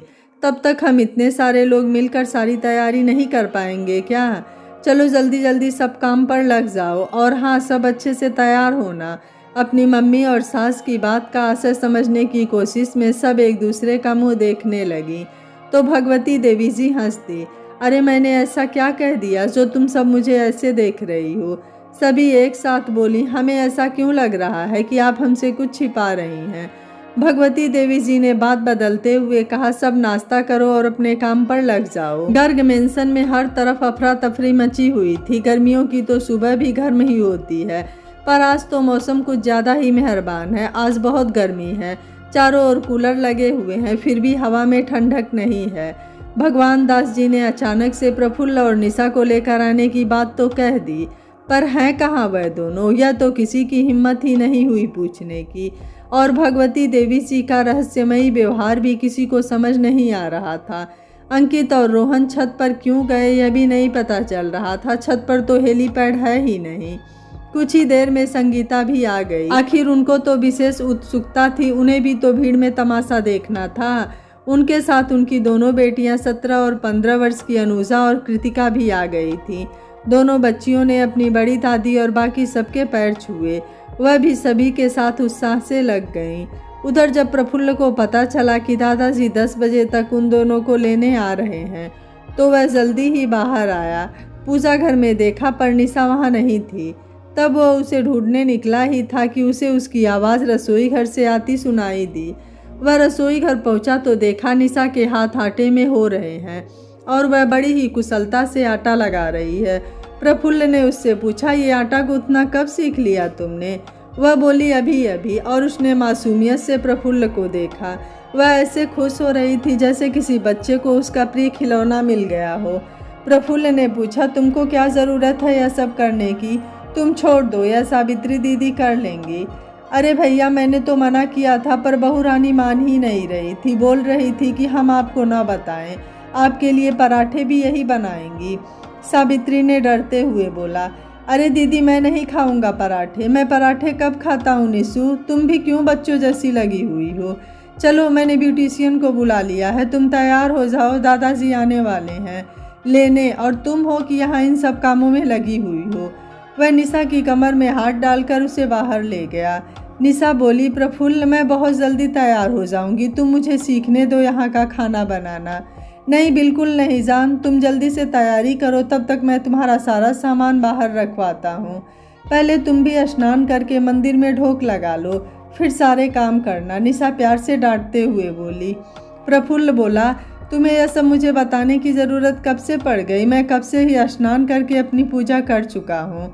भैया, आप लोग बैठिए, मैं नाश्ता लगा देती हूँ, सावित्री दीदी बोली। वह दोनों मेज पर बैठे और सावित्री दीदी ने ग्रिल्ड चीज सैंडविच, तरबूज का जूस, ओट्स, चीले मिश्रित सब्जियों के साथ और कुछ भारतीय व्यंजन जैसे आलू के पराठे, खमण, ढोकला आदि रखे। निशा ने जैसे ही आलू के पराठे लेना चाहा, प्रफुल्ल ने रोक दिया। तुमको यह नहीं खाना है, तकलीफ हो जाएगी। अभी तुम्हारा शरीर भारतीय वातावरण के साथ समायोजित नहीं हुआ है। यहाँ कितनी गर्मी है, जरा से तबीयत खराब हो जाएगी। निशा ने फिर एक टुकड़ा खमण का ले लिया और सैंडविच और तरबूज का जूस ले लिया। दोनों ने नाश्ता किया। ठीक है, तुम्हारी आज की ड्रेस निकाल दूं क्या? नाश्ते की मेज से उठते हुए निशा ने पूछा। हाँ, तुम रख दो और तुम तैयार हो जाओ, मुझे देर नहीं लगेगी, प्रफुल्ल बोला। तभी माया दीदी अंदर आई और बोली, बहू जी, वो आपको तैयार करने वाली मैडम जी आ गई हैं। ठीक है, आप उनको अंदर ड्रेसिंग रूम में भेज दीजिए, प्रफुल्ल ने बोला और निशा को साइड हक देकर भेज दिया और वह अन्य नौकरों से सामान बाहर रखवाने लगा। निशा ने आज के लिए हल्की नारंगी और रामा हरे रंग का, जिस पर सच्चे सोने की जरी के धागे से कढ़ाई की हुई थी, पर वजन में बहुत ही हल्का लहंगा पहना था और रामा हरे रंग की चोली और चुन्नी पहनी। पन्ने और मूंगे के काम में जड़ाऊ जेवर और हाथ भरकर चूड़ियाँ, जिनमें बीच बीच में पन्ने और मूंगे की ही जड़ाऊ कड़े लगे हुए थे। उसके नाजुक अंगों के अनुसार ही सभी जेवर भी वजन में नाजुक ही थे। आज उसने मांग टीके के साथ नथ भी पहनी थी। उसको तैयार होने में 1 घंटा लग गया था। बहुत ही हल्के मेकअप के बाद तो उसकी गुलाबी काया और भी चमक रही थी। आज तो उसने हल्का सा घूंघट भी लिया था। जब वह तैयार होकर बाहर बैठक में आई तो हवेली की सारी दीदियां उसकी नज़र उतारने लगी। प्रफुल्ल भी तैयार होने चला गया। उसने भी निशा के लहंगे से मिलता हुआ शेरवानी और चूड़ीदार पहना था। साथ ही आज गले में एक भारी सा हार और सर पर राजस्थानी पगड़ी पहनी थी। उसके सांवले रंग पर हल्का नारंगी और हरा रंग बहुत ही फब रहा था। करीब 10:30 बजे आसमान में हेलीकॉप्टर की आवाज़ गूंजने लगी। साथ ही 3 XUV आकर हवेली के द्वार पर रुक गई। भगवान दास जी अपने बॉडीगार्ड्स के साथ अंदर आए। सभी ने उन्हें खड़ी खंबा हुकुम कहा और उनके स्वागत में लग गए। बहुत तरह के सूखे मेवे और नमकीन के साथ चाय भी लगवाई गई, परंतु भगवान दास जी ने कहा वह कुछ नहीं खाएंगे। अगर बहू और प्रफुल्ल तैयार हो गए हों तो वह सब जल्दी ही निकल जाएं। माया दीदी ने बताया सभी तैयार हैं हुकुम। निशा और प्रफुल्ल ने एक साथ ही बड़ी बैठक में प्रवेश किया और दादाजी को ढोक देकर आशीर्वाद लिया। सभी सामान गाड़ियों में रखवा दिया गया। सभी बॉडीगार्ड बंदूक लेकर सामान के साथ बैठ गए। भगवान दास जी के साथ ही गाड़ियाँ निकल गई और आधे घंटे बाद हेलीकॉप्टर में दोनों बैठे और हेलीकॉप्टर ने उड़ान भर ली। उधर गर्ग मेंशन में मनिका को चिंता हो रही थी कि निशा किस तरह आएगी। उसको लग रहा था वह पश्चिमी पोशाक में ही आएगी। उसने कमरे में भगवती जी को कुछ नए लहंगे के सेट और जेवर दिखाते हुए पूछा, बई इनमें से कई पहरावे लाड़ी ने? भगवती जी बोली, कोई नहीं, आवेगी तो देख लीजो। आज आएगी तो मैं क्या कर सकूंगी माँ, मनिका ने कहा। तो भगवती जी ने कहा, तन्ने प्रफुल्ल ते भरोसा नहीं क्या? जब उसने शादी की है तो तन्ने चिंता को नहीं करनी। इतना कहकर वह बाहर आ गई। चौपर में बैठी निशा का मन अंदर से घबरा रहा था, पर ऊपर से वह खुश रहने की कोशिश कर ही रही थी। उसने प्रफुल्ल के कंधे पर अपना सर रख दिया और आंखें बंद कर ली। प्रफुल्ल ने उसका चेहरा ऊपर उठाकर पूछा, क्या हुआ डार्लिंग, कुछ टेंशन है क्या? निशा बस ऐसे ही बैठी रही तो प्रफुल्ल बोला, अरे यार रोना वोना नहीं, मुझे ऐसी इमोशनल निशा कभी अच्छी नहीं लगती। और देखो रोने से मेकअप खराब हो जाएगा। निशा हंस दी और बोली, नहीं होगा, इम्पोर्टेड है। हेलीकॉप्टर ने गर्ग मेंशन के ऊपर एक चक्कर लगाया और पायलट ने धीरे से हेलीपैड पर उतार लिया। सबसे पहले प्रफुल्ल उतरा। जैसे ही वह उतरा आसमान में रंगीन गुब्बारों का बहुत बड़ा समूह हवा में उड़ाया गया। उसने निशा को हाथ दिया और निशा को उतरने के लिए कहा। निशा एक पल को ठिठक गई, पर जल्दी ही संभली और उसने अपना हाथ प्रफुल्ल को दिया और सीधा पैर बाहर रखकर उतर गई। जैसे ही वो उतरी कि बाहर से शहनाइयों की धुन शुरू हो गई और छत से फूलों की बारिश होने लगी और सभी महिलाएं एकटक बिना पलके झपकाए वह दृश्य देख रही थीं। निशा के रूप, सौंदर्य और पहनावे के तरीके को देखकर सभी ठगी सी खड़ी थीं, सिवाय भगवती जी के। निशा ने भी जब दादी को देखा तो वह सामान्य हो गई। वह उतर कर सीधे दादी जी के पैर छूने झुकी। दादी जी बोली, बेटा पहले आरती तो उतारने दे। चलो प्रफुल्ल, लाडी के साथ खड़े हो जाओ। इधर भगवती जी दोनों की आरती उतार रही थी और उधर महिलाओं के समूह में भारी हलचल मची हुई थी। राधिका मनिका से बोली, छोटी होश में आजा, छोरे ने गलत नहीं कहा था, क्या शिव पार्वती की जोड़ी है? मनिका बोली, हाँ दीदी आप सच बोल रही हैं। और आगे बढ़कर आरती की थाली भगवती जी से लेकर दोनों की आरती उतारी। फिर बारी बारी से सभी ने स्वागत किया। भगवान दास जी भी आ चुके थे तो उन्होंने सभी से कहा, जल्दी करो, उन दोनों को बैठाओ ठीक से, कितनी गर्मी है यहाँ, अंदर एसी में ले जाओ, फिर बागी के नेक करती रहना आप सभी। अरे अभी थापे लगवाने हैं, अब विवाह तो यहाँ हुआ नहीं तो क्या अपने अरमान भी न पूरे करूँ? इस पीढ़ी की आखिरी शादी थी है तो, भगवती देवी बोली। बच्चियाँ हल्दी की परात ले आईं और दादी जी ने निशा को बताया कैसे थापे लगाने हैं। निशा ने वैसा ही किया और सभी अंदर आ गए। अंदर हाल में सभी निशा और प्रफुल्ल को घेर कर बैठ गईं और कोई उसको छू कर देख रहा था तो कोई बात करने की कोशिश कर रहा था। इतने में भगवती जी ने निशा का सभी से परिचय करवाते हुए सभी के पैर छुआए। निशा बिना किसी झिझक के साथ पूरे आत्मविश्वास के साथ सारे निर्देशों का पालन करती रही। अंकिता और रीना ने निशा को बताया कि वह उसकी जेठानियाँ हैं। अपनी ही उम्र की अपनी जेठानियों को देखकर वह सहज हो गई। इतने में इति और मिति दौड़ कर आई और निशा के दोनों गालों को चूमते हुए बोली, aunty you are so beautiful. Nisha ने भी उन दोनों के गाल पर चुम्बन देते हुए पूछा, सच में? पर मुझे तो आप दोनों बहुत सुंदर लग रही हो। आपने तो ड्रेस भी बहुत सुंदर पहनी है, बिल्कुल एक सी। निशा को हिंदी में बात करते देख एक बार फिर सभी चौंक गए और फिर तो सबने उससे एक के बाद एक जाने कितने सवाल पूछ ही डाले और निशा ने भी सभी का बड़े आराम से जवाब दिया। निशा सभी को पसंद आई है यह जानकर 3 लोगों ने राहत की सांस ली, प्रफुल्ल, भगवती जी और भगवान दास जी। दोपहर के भोजन का समय हो गया था और अंदर भोजन भी तैयार था, पर प्रफुल्ल को निशा के लिए बिल्कुल सादा खाना चाहिए था। उसने रसोई में जाकर अपनी माँ से पूछा, खाने में क्या बनवाया है? सब मनिका ने बनाया, दाल बाटी चूरमा और कढ़ी चावल गट्टे की सब्जी। प्रफुल्ल तो बिफर ही गया और बोला, मम्मी इतनी गर्मी में कौन खाता है यह सब?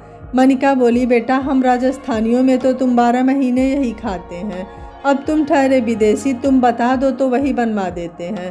प्रफुल्ल बोला, मैं और निशा तो फीका ही खाएंगे, आप ऐसा करिए पनीर के साथ मिश्रित सब्जियों की एक सब्जी बनवा कर या तो पिज्ज़ा बनवा दे या सैंडविच, और केक भी खा सकती है ये। संभव जी जो किसी काम से रसोई में ही आ रहे थे, उन्होंने माँ बेटे की बातें सुनी तो बोले, बेटा हम भी इतने नादान नहीं हैं, हमें मालूम है हमारा बेटा और बहू विदेश से आ रहे हैं, हमने भी सारी व्यवस्था करवा दी है, तुम और बहू अपने कमरे में जाओ, खाना वहीं भिजवा देते हैं। प्रफुल्ल बाहर हाल में आया और निशा को अपने कमरे में ले गया। प्रफुल्ल निशा के साथ मध्यम तल पर बने अपने कमरे में आया। जैसे ही कमरे के अंदर आया उसने देखा कमरे का पूरा फर्नीचर और आंतरिक सज्जा बिल्कुल नए रूप से की गई है। सब कुछ सफ़ेद रंग का हो गया है, उसका पलंग भी बदल दिया गया है। सागवान की लकड़ी पर नक्काशी का बहुत ही सुंदर काम किया गया था। निशा ने भी जब कमरा देखा तो बड़ी शांति का अनुभव हुआ। वह दोनों बैठे ही थे कि दरवाजे पर दस्तक हुई। प्रफुल्ल ने दरवाज़ा खोला तो उनका खाना आ चुका था। निशा चाहती थी पहले वह सारा मेकअप और भारी कपड़े बदल ले ताकि आराम से खाना खा सके, पर प्रफुल्ल ने बताया अभी उसका सामान ऊपर से आया नहीं है। फिर उसे याद आया कि यहाँ कमरे में उसने निशा के लिए एक नई वार्डरोब का आदेश दिया था। उसने वही खोला तो उसमें बहुत ही सुंदर साड़ियाँ आदि थी। निशा ने मुस्कुराते हुए उनमें से ही एक साड़ी का सेट निकाल लिया और जल्दी ही ड्रेसिंग रूम से बदल कर आ गई। साड़ी पहनने में उसे थोड़ी परेशानी आ रही थी, पर उसने किसी तरह पहन ही ली। उन दोनों ने खाना खाया। खाने के बाद निशा बोली, प्रफुल्ल आपने अच्छा नहीं किया। प्रफुल्ल चौंका और बोला, क्या अच्छा नहीं किया? निशा बोली, आते ही माँ को खाने के लिए कितना सुना दिया आपने। अरे यार तुमको पता भी है जितना शुद्ध घी या मक्खन तुमने अपने जीवन में नहीं खाया होगा उतना तो यहाँ एक बाटी में डाल दिया जाता है। अभी तुम्हारा शरीर यहाँ की जलवायु के साथ समायोजित नहीं हुआ है। अब कोई बहस नहीं, मेरे से पूछे बिना तुम कुछ नहीं खाओगी बस। वैसे मैंने कभी भी तुम्हें किसी बात के लिए बाध्य नहीं किया है, पर यह बात तुमको मेरी माननी ही होगी। खाना खाकर प्रफुल्ल सो गया और निशा को लेने अंकिता और रीना आ गई। चलो निशा सभी को मेहंदी लगवानी है, अंकिता बोली। पर मेरी साड़ी ठीक से बंधी नहीं है, निशा सकुचाती हुई बोली। उसे नहीं पता था कि वह अंकिता को क्या बोले। रीना उसके मन की बात समझ गई और बोली, तुम हम दोनों को दीदी बोल सकती हो। निशा मुस्कुरा दी, बोली ठीक है। अंकिता और रीना ने उसकी साड़ी अच्छे से बांध दी, फिर ज़रूरी गहने पहनाए, फिर उसे नीचे ले गई। वहाँ एक बड़े से कमरे में घर की सभी महिलाएं मेहंदी लगवा रही थीं, साथ ही हंसी ठिठोली भी चल रही थी। घंटे में सभी को मेहंदी लग गई। इतने में शाम हो गई और निशा ने धीरे से अंकिता से पूछा, दीदी यहाँ पूजा घर कहाँ है? मुझे संध्या वंदना करनी है। अंकिता बोली, दादाजी सभी का इंतज़ार ही कर रहे होंगे, हम सबको भी वहीं चलना है। प्रफुल्ल भैया आ जाएं बस। परिवार के सभी सदस्य पूजा घर में एकत्रित हो गए और संध्या आरती आरंभ हुई। निशा ने भी सभी आरतियाँ गाई। भगवान दास जी बहुत खुश हो रहे थे। वह मन ही मन सोच रहे थे कि वास्तव में वे गलत थे जो उन्होंने प्रफुल्ल को निशा से विवाह करने के लिए न कहा था। रात को सभी ने डीजे पर डांस किया और डिनर के बाद सभी के सोने का समय हो गया। निशा भी अपने कमरे में आ गई। जब प्रफुल्ल नीचे था तभी उसको दादाजी से पता चला था कि कल सुबह ही सभी को चामुंडा माता के मंदिर हेतु देवास टेकरी जाना है। कमरे में आते ही उसने निशा की गोरी हथेलियों पर रची मेहंदी को देखा तो खुश होते हुए उसके दोनों हाथों को पकड़कर बैठ गया। वह बोला, तुमको अच्छी लगी मेहंदी? निशा बोली, हाँ बिल्कुल, बहुत ही सुंदर लगाई है। प्रफुल्ल ने बताया, हम सभी को कल देवास टेकरी चलना है, तुम जल्दी तैयार हो जाना। निशा ने पूछा, चामुंडा मंदिर सच में बहुत ही सुंदर है न? वह मुझे भी देखना है वह मंदिर। तो मैंने दादाजी से सुना था लंदन में जब हमारी वर्चुअल बैठक होती थी। अरे हाँ, वर्चुअल बैठक से मुझे याद आया, तुमको तो सब पता है ना दादाजी की वसीयत के बारे में, पर तुमने मुझे कभी कुछ बताया नहीं। क्या अब तुम मुझे बताओगी दादाजी ने क्या किया है वसीयत में? निशा बोली, क्या तुमको विश्वास है अपने दादाजी पर प्रफुल्ल? वह बोला, बहुत ज़्यादा। निशा बोली, बस तो जहाँ इतना सब्र रखा है एक दिन और रख लो, सब पता चलने ही वाला है। मैं तो दादाजी का जितना भी गुणगान करूँ प्रफुल्ल उतना कम है। वह तो है। अच्छा चलो अब सो जाओ। वह दोनों सोने ही जा रहे थे कि मनिका आ गई और बोली, कल तुम दोनों को यहाँ के ही कपड़े पहनने हैं, मैं लेकर आ गई हूँ, यही रखवा देती हूँ ताकि सुबह परेशानी न हो। दो दीदियों ने सारा सामान रख दिया। अगले दिन सुबह ही निशा जल्दी उठ गई। वह जल्दी ही तैयार हुई। आज उसको बहुत ही सुंदर लुगड़ा ओढ़नी पहनना था जो रानी रंग में थी, जिसके साथ सोने और माणिक के सारे गहने थे जो उसे बहुत पसंद आए थे। प्रफुल्ल भी जल्दी ही तैयार हो गया। दोनों पूजा घर में पहुंचे। वहां सभी के साथ ही उन्होंने पूजा भी की। सभी के तैयार होते ही सारे परिजन देवास टेकरी के लिए निकल गए। सभी रोप वे से मंदिर प्रांगण में पहुंचे। भगवती जी ने निशा को बताया, यह मंदिर 52 शक्तिपीठों में से एक है। यहाँ सती माता का रुधिर गिरा था जिससे माँ चामुंडा देवी की उत्पत्ति हुई थी। यहाँ 2 माताएं निवास करती हैं। उज्जैन के राजा विक्रमादित्य के बड़े भाई राजा भर्तृहरि जी ने यहाँ बहुत वर्षों तक तपस्या की थी। उनकी तपस्या से प्रसन्न होकर ही यहाँ अन्य देवताओं का भी वास है। माता तुलजा भवानी और माता चामुंडा देवी दोनों बहनें हैं। एक बार यहाँ चढ़ावे में जो सामान आया वह एक ही के लिए था। तब दोनों बहनों में विवाद हो गया और विवाद इतना बढ़ गया कि दोनों ही इस स्थान को छोड़कर जाने लगी। तुलजा भवानी माँ पाताल में जाने लगी और चामुंडा देवी टेकरी से नीचे उतरने लगी। तब भैरवनाथ जी और हनुमान जी ने दोनों को मनाया और जब तक चामुंडा देवी को मनाया तब तक तुलजा भवानी माता आधी पाताल में जा चुकी थी। इसलिए यहाँ बड़ी माता अर्थात तुलजा भवानी जी आधे स्वरूप में हैं और छोटी माता चामुंडा देवी उनके ठीक पीछे पहाड़ में छिपी हुई हैं। निशा को यह वर्णन सुनकर बहुत आनंद आया। सभी ने बहुत श्रद्धापूर्वक दर्शन किए और पूजा करके कुछ सदस्य तो घर के लिए निकल गए। संभव जी और मनिका निशा और प्रफुल्ल को लेकर इंदौर गए, जहां उन्होंने खजराना गणेश मंदिर में विशेष पूजा की। शाम तक वह लोग घर लौटकर आ गए। अगले दिन वह विशेष दिन था जिसका इतने दिनों से सभी को इंतजार था। गर्ग मेंशन दुल्हन की तरह सज गया था। रात में 9 बजे से सुंदरकांड का पाठ था। सभी नहाकर तरोताज़ा हो गए थे। आइसक्रीम, कोल्ड ड्रिंक और तरह तरह के जूस से सभी गर्मी का आनंद ले रहे थे। मालवा की रातें बहुत सुहावनी होती हैं। तय समय पर मंडली के गायक की तबीयत खराब होने के संदेश आया तो सभी को चिंता हो गई कि वैसे तो सभी पढ़ते हैं, सुंदरकांड पर गायन शैली में नहीं आता और जब तक मंडली के साथ पाठ को गाकर न पढ़ा जाए मज़ा नहीं आता। तभी प्रफुल्ल बोला, यदि मैं और निशा गाएं तो आप लोगों को कोई एतराज़ तो नहीं है? लंदन में हम हमेशा ही गाकर ही पाठ किया करते थे। सभी ने विचार किया और दोनों ने ऐसा समा बांधा कि सभी भक्ति भाव में खो गए। जब निशा और प्रफुल्ल सुंदरकांड का पाठ करने बैठे ही थे कि केतकी की सहेली इंदु भी अपने पूरे परिवार के साथ आ गई थी। अब से अगले दिन वह यहाँ ही रहने वाली थी। गर्ग मेंशन ही मेहमानों के रुकने के लिए बने गेस्ट हाउस में कुछ विशेष मेहमानों के रुकने की व्यवस्था की गई थी। ऋषिभा ने जैसे ही निशा को देखा वह तो उसे देखती ही रह गई। इंदु ने केतकी से पूछा, कौन सी मंडली बुलवाई हो? कितना मधुर गान गा रहे हैं दोनों। केतकी बोली, सामने आओ और स्वयं देख लो। और वह हंस दी। इंदु प्रफुल्ल को तो जानती थी परंतु उसको 10 वर्ष बाद देख रही थी। वह उसको और निशा को देखकर चौंकी और बोली, क्यों, क्या गर्ग साहब के यहाँ रुपयों की कमी हो गई थी जो मंडली न बुलवाकर इनको यह काम दे दिया है? पीछे ही मनिका बैठी थी, बोली, इंदु बहन, वैसे तो हम सब स्वयं ही करते थे यह पाठ, आप भी जानती ही हैं। वो तो समय के अभाव में अब मंडली बुलाने का चलन चल गया है और आज हमारी मंडली के गायक की तबीयत खराब हो गई है, ऋषिभा एक मौका ढूंढ रही थी प्रफुल्ल से मिलने का, पर जब तक पाठ समाप्त नहीं हुआ वह मन महसूस कर बैठी रही। जैसे ही रामायण जी की और हनुमान जी की आरती हुई, सारे पुरुषों ने प्रफुल्ल को और सारी महिलाओं ने निशा को गले से ही लगा लिया। केतकी ने निशा को इंदु और ऋषिभा से मिलवाया तो निशा ने सहज ही झुककर उनको चरण ठोक कहा तो इंदु व्यंग से बोली, ओहो, तो आते ही इम्प्रेशन जमा रही हो। ऋषिभा से तो निशा का यह रूप, उसका व्यवहार और संस्कार सहन ही नहीं हो रहे थे। इतने में सभी रात के भोजन के लिए जाने लगे तो ऋषिभा ने पीछे से प्रफुल्ल को पकड़ लिया। उसको बोलने लगी, I was missing you so much Praful, still I love you. Praful ने बहुत ही शांत भाव से उसको अपने से अलग किया और ठंडे स्वर में बोला, तुम अपनी सीमाएं मत लागो, हम अब बच्चे नहीं हैं। मैं बहुत आगे बढ़ चुका हूँ और उम्मीद करता हूँ कि तुम भी आगे बढ़ जाओ। ऋषिभा बोली, तुम्हारे अलावा और किसी को कभी प्यार नहीं किया, अब कहाँ ढूंढूं कोई जो तुम जैसा हो।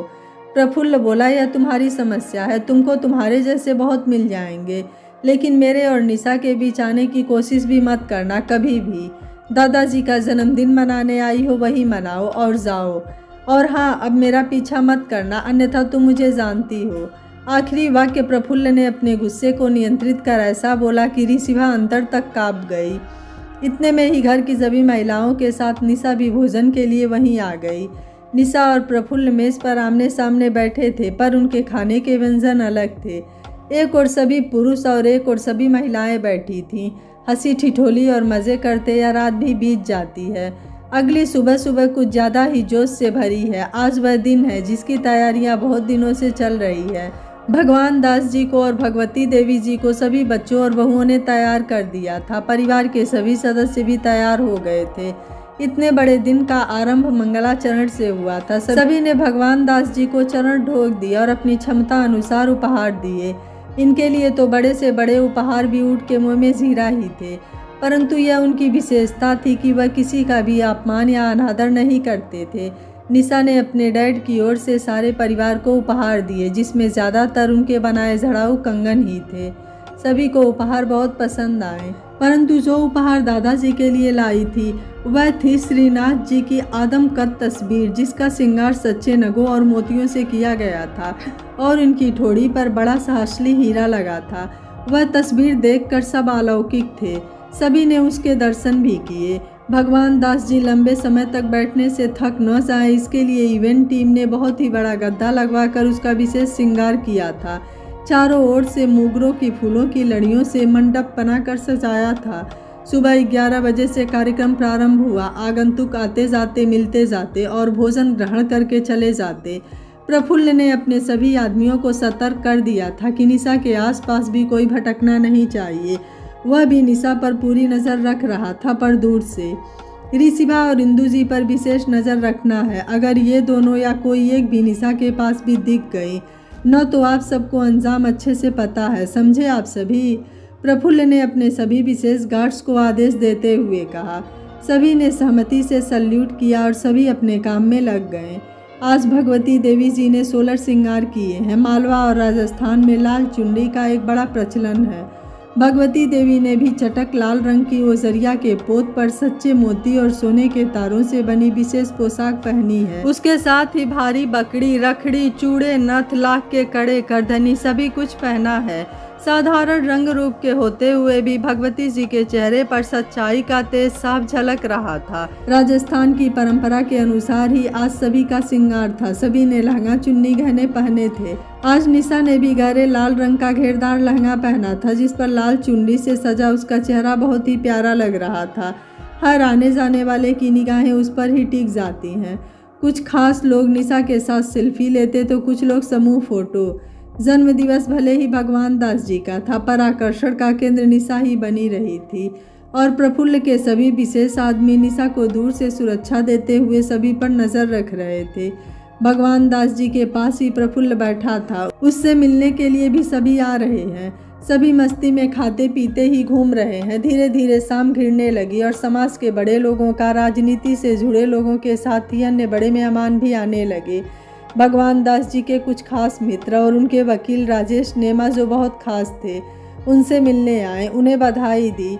बाकी सब तो खाने पीने में व्यस्त हो गए, पर राजेश जी वहीं रुक गए।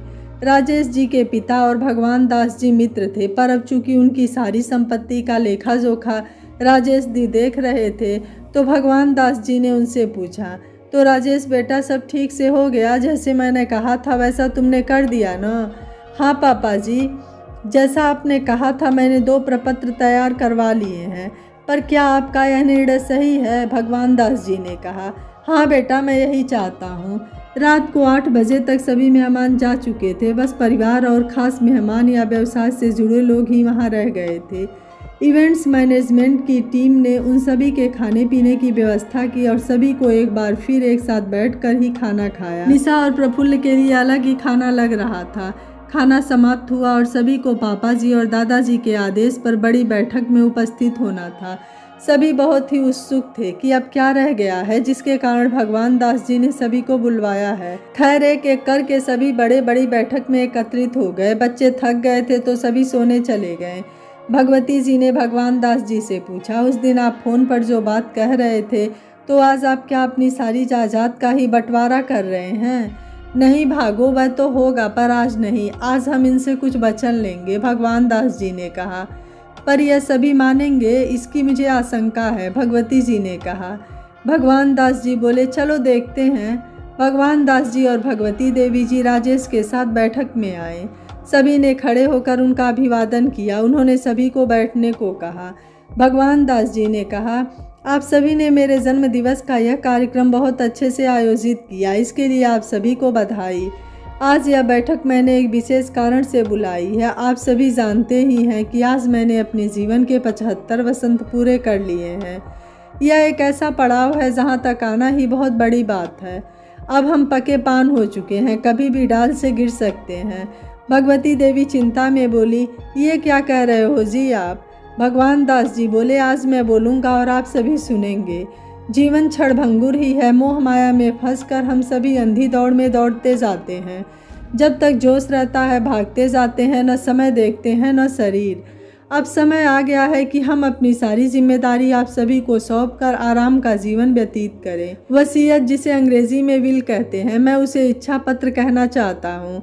जब से पता चला है कि मेरे जीवन की हीरक जयंती आने वाली है, तभी से अपने सभी मित्रों, चाहने वालों से सलाह करके मैंने आप सभी के लिए कुछ तैयारी करवाई है। परंतु एक दिन मुझे एक फ़ोन आया जो एक अंतर्राष्ट्रीय नंबर से था। प्रफुल्ल का नंबर तो मेरे पास था, पर यह अनजान नंबर था। सोचा उठाऊं या नहीं, फिर भी उठा लिया। यह फ़ोन था मेरी पौत्र वधू निशा का। जी हाँ, जब मैंने बिना बात किए उसका फ़ोन काट देना चाहा तो वह बोली, बस एक बार उससे बात कर लें। तो यह आप हमें क्यों बता रहे हैं पापा जी? यह बात तो पुरानी हो गई है, कल्याण जी ने पूछा। भगवान दास जी बोले, मैंने कहा है आज ज़रूरत होने पर ही कोई और बोलेगा, अन्यथा मैं अपनी बात छोड़कर सोने जा रहा हूँ। सभी सकते में आ गए और कमली जी ने कल्याण जी को डांटकर चुप करवाया और अपने भाई से बोली, तू बोल भगवान, कोनो बीच में नहीं बोलेगा। भगवान दास जी ने आगे कहा, मैंने निशा से 3-4 बार कोई बात नहीं की। फिर एक दिन राजेश के मेल पर एक मेल आई जिसमें निशा ने बहुत से ऐसे बिंदु रखे थे जो हमारे परिवार को एक नई दिशा दे सकते थे। फिर राजेश और निशा की आपस में बातचीत हुई। राजेश ने निशा बहू के जो बिंदु मुझे बताए वह बहुत ही अनोखे थे। मैं सोच भी नहीं सकता था कि कोई विदेशी लड़की इतना भी सोच सकती है। हाँ, यह सच है, हम सभी भारतीय लोग हमेशा लड़कियों को अपने से कमतर मानते हैं, या हम यह मानते हैं कि यदि स्त्री शिक्षित हुई तो वह हमारे सिर पर बैठ जाएगी। पर हम वैदिक काल को भूल जाते हैं जहाँ स्त्रियाँ पुरुषों के साथ बैठकर यज्ञ हवन करती थीं। किंतु समय के साथ यह सब बदल गया और पुरुष अपने अहंकार में स्त्रियों को निम्न मानने लगा। पश्चिमी देशों में पली बढ़ी लड़कियों को तो भारतीय रूढ़िवादी समाज मान्यता ही नहीं देता है। हम सभी पूर्वाग्रहों से घिरे रहते हैं कि वहाँ की लड़कियाँ तो खुले विचारों और खुली मानसिकता की होंगी, वह हमारे संस्कार और संस्कृति को क्या समझेंगी। प्रफुल्ल को निशा से विवाह न करने देने का भी एक यही कारण था कि मुझे लगता था कि वह मेरे संस्कारी पोते के लायक होगी ही नहीं। किंतु जब मैंने उसकी बातें और विचार सुने तब मुझे विश्वास हो गया कि यह बच्ची मेरे परिवार के लायक है। आप सभी ने देखा ही होगा, या जो हर समय मेरे साथ बहुत सी मीटिंग्स में थे, निशा बहू आज भी मुझसे बात नहीं करती है, जबकि मेरी ओर से ऐसा कोई बंधन किसी के लिए भी नहीं है। आप सभी मेरे द्वारा की गई वसीयत के बारे में जानने को उत्सुक होंगे, तो मैं यह बता दूं कि रुपए, पैसे, धन दौलत, चल अचल संपत्ति यह मैंने सभी के हित को ध्यान में रखकर ही बांट दी है, पर वह लेखा जोखा आप सभी को समझने के लिए समय लगेगा। जब तक मैं जीवित हूँ तब तक सभी कुछ मेरे पास ही रहेगा। जिस दिन मेरी आंखें बंद हो जाएंगी तब मेरी संपत्ति की देखभाल करने के लिए मेरी ओर से मेरे वकील राजेश, नेमा और निशा बहू को नियुक्त किया गया है। संपत्ति से संबंधित वसीयत राजेश ने मेरे सहित 28 लोगों में बांट दी है, किंतु उस वसीयत से भी ज़्यादा ज़रूरी है मेरी यह वसीयत जिसे मैंने इच्छा पत्र नाम दिया है। मैं राजेश से कहूँगा कि वह मेरा यह इच्छा पत्र आप सभी को पढ़कर सुनाए। राजेश ने कहा, यह एक अनोखा इच्छा पत्र है, आप सभी उसे बहुत ही ध्यान से सुने।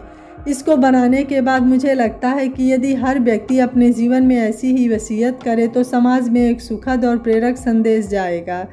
राजेश ने एक लिफाफा अपने बैग में से निकाला और उसे खोलकर पढ़ना शुरू किया। मैं भगवान दास गर्ग, उम्र 75 वर्ष, पुत्र श्री फतेह जी गर्ग, निवासी गर्ग मेंशन, नई बस्ती, देवास। अपने पूरे होशो हवास और स्वतंत्र मन मस्तिष्क से यह घोषणा करता हूँ कि इस इच्छा पत्र को बनाते समय मेरी मानसिक स्थिति पूर्ण रूप से ठीक है और बिना किसी दबाव से मैं अपनी यह इच्छा दर्शाने के लिए स्वतंत्र हूँ। वर्तमान में मैं अपनी पत्नी श्रीमती भगवती देवी गर्ग और अपने पुत्र संभव गर्ग, उसकी पत्नी मनिका गर्ग, अपनी मानस बेटी राधिका गर्ग, उसके 2 बेटों अंकित और रोहन, उनकी पत्नियां द्वारा अंकिता एवं रीना और 3 नाबालिग पड़पोतियों क्रमशः इति, मिति और धृति के साथ गर्ग मेंशन में रहता हूँ। मेरा एक पुत्र श्री कल्याण गर्ग मुझसे अलग अपनी पति संगीता तथा उसकी 2 पुत्रियों अनुजा एवं कृतिका के साथ रहता है। मेरा एक पौत्र प्रफुल्ल गर्ग एवं उसकी वधू निशा गर्ग लंदन निवासी है। मेरी 2 बेटियां श्रीमती कामिनी बंसल, पति श्री सुधीर बंसल एवं श्रीमती केतकी बंसल, पति श्री रौनक बंसल हैं। इन दोनों के कुल 3 बच्चे हैं। मेरा पूरा परिवार मेरे साथ बहुत ही प्रेम और सम्मान के साथ रहता है। मैंने अपने संपूर्ण जीवन में अपने परिवार को ही सर्वोपरि माना, सर्वश्रेष्ठ माना है। आज मैं अपनी सभी कुल देवी देवताओं को साक्षी बनाकर आप सभी से अपने लिए कुछ मांगना चाहता हूँ। मनुष्य इस संसार में सिर्फ रुपया ही नहीं कमाता, कर्म भी कमाता है। आज समाज में मुझे बहुत सम्मान मिला है, परंतु मैं यह चाहता हूँ कि आप सभी मेरे लिए अपना कीमती समय ज़रूर देंगे। यहाँ मैं आप सभी के लिए कुछ बिंदुओं को रख रहा हूँ जिसे मेरी अंतिम इच्छा माना जाए और आप सभी यह वादा करेंगे कि आप सभी मेरी सभी शर्तों को मानेंगे। इतना कहकर वकील राजेश नेमा रुक गए। उन्होंने सभी से कहा, अब जो मैं बताने जा रहा हूँ उसे आप सभी को इस पत्र पर अपने हस्ताक्षर करके मान्य करना होगा, तभी मैं पापा जी के इच्छा पत्र को आगे पढ़ूंगा। इतना कहकर उन्होंने एक पेपर जिस पर सभी के नाम पहले से ही छपे हुए थे कल्याण जी को पकड़ा दिया। उस पेपर पर लिखा था, सभी लोग बिना किसी दबाव के श्री भगवान दास जी की सभी शर्तों को मानेंगे। यदि ऐसा नहीं होता है तो जो नहीं मानेगा उसकी संपत्ति में से 20% काट दिया जाएगा। सभी ने अपने हस्ताक्षर कर दिए और कागज राजेश नेमा को वापस कर दिया। तब राजेश ने उस पत्र को आगे पढ़ना शुरू किया। पहली इच्छा, प्रफुल्ल और निशा को हमेशा के लिए भारत लौटना होगा, कारण हमारे देश को आप जैसी सोच के युवाओं की ज़्यादा आवश्यकता है। दूसरी इच्छा, प्रफुल्ल को अपने सारे अवैध काम बंद करने होंगे, कारण हमारे सभी व्यवसायों की व्यवस्था देखने के लिए हम सभी को उसकी अत्यधिक आवश्यकता है। तीसरी इच्छा, यह इच्छाएं सभी के लिए एक समान है। एक ऐसा शिक्षण संस्थान खोलना होगा जहां बच्चों के व्यावसायिक प्रशिक्षण दिया जाए, कारण बच्चे अपनी मर्जी के बिना ही वह पढ़ते रहते हैं जिनमें उनकी रुचि ही नहीं होती और वह केवल नौकरी पर आश्रित हो जाते हैं, अपने व्यवसाय के लिए सोच ही नहीं पाते। चौथी इच्छा, हमारे जितने भी संस्थान हैं उन सभी पर आपका पूरा ध्यान रहना चाहिए। वहाँ किसी भी कर्मचारी को किसी भी प्रकार की परेशानी नहीं होनी चाहिए, कारण यह हमारी व्यक्तिगत जवाबदेही है कि हम अपने छोटे बड़े सभी कर्मचारियों का ध्यान रखें। पांचवी इच्छा, हम सभी के पास बहुत सी कृषि भूमि है, उस भूमि के भाग आप सभी को मिलेंगे। आप सभी को उस भूमि पर कुछ हिस्से में वृक्ष लगाने होंगे, चाहे आप फलों के वृक्ष लगाएं चाहे कुछ और। कारण बताने की आवश्यकता तो नहीं है, फिर भी हमारे पर्यावरण की रक्षा के लिए यह आवश्यक है। छठवीं इच्छा, आप सभी को खेतिहर भूमि पर केवल जैविक खेती को ही बढ़ावा देना है। मैंने अपने जीवन काल में जैविक खेती ही की है, इसलिए आप सभी को भी यही करना है। कारण हम सभी जानते हैं कि रासायनिक खेती हमारे स्वास्थ्य के लिए कितनी हानिकारक है। 7वीं इच्छा, आप सभी को अपनी ओर से 10 बच्चियों की उच्च शिक्षा और विवाह की जिम्मेदारी लेना है, वो भी बिना दहेज।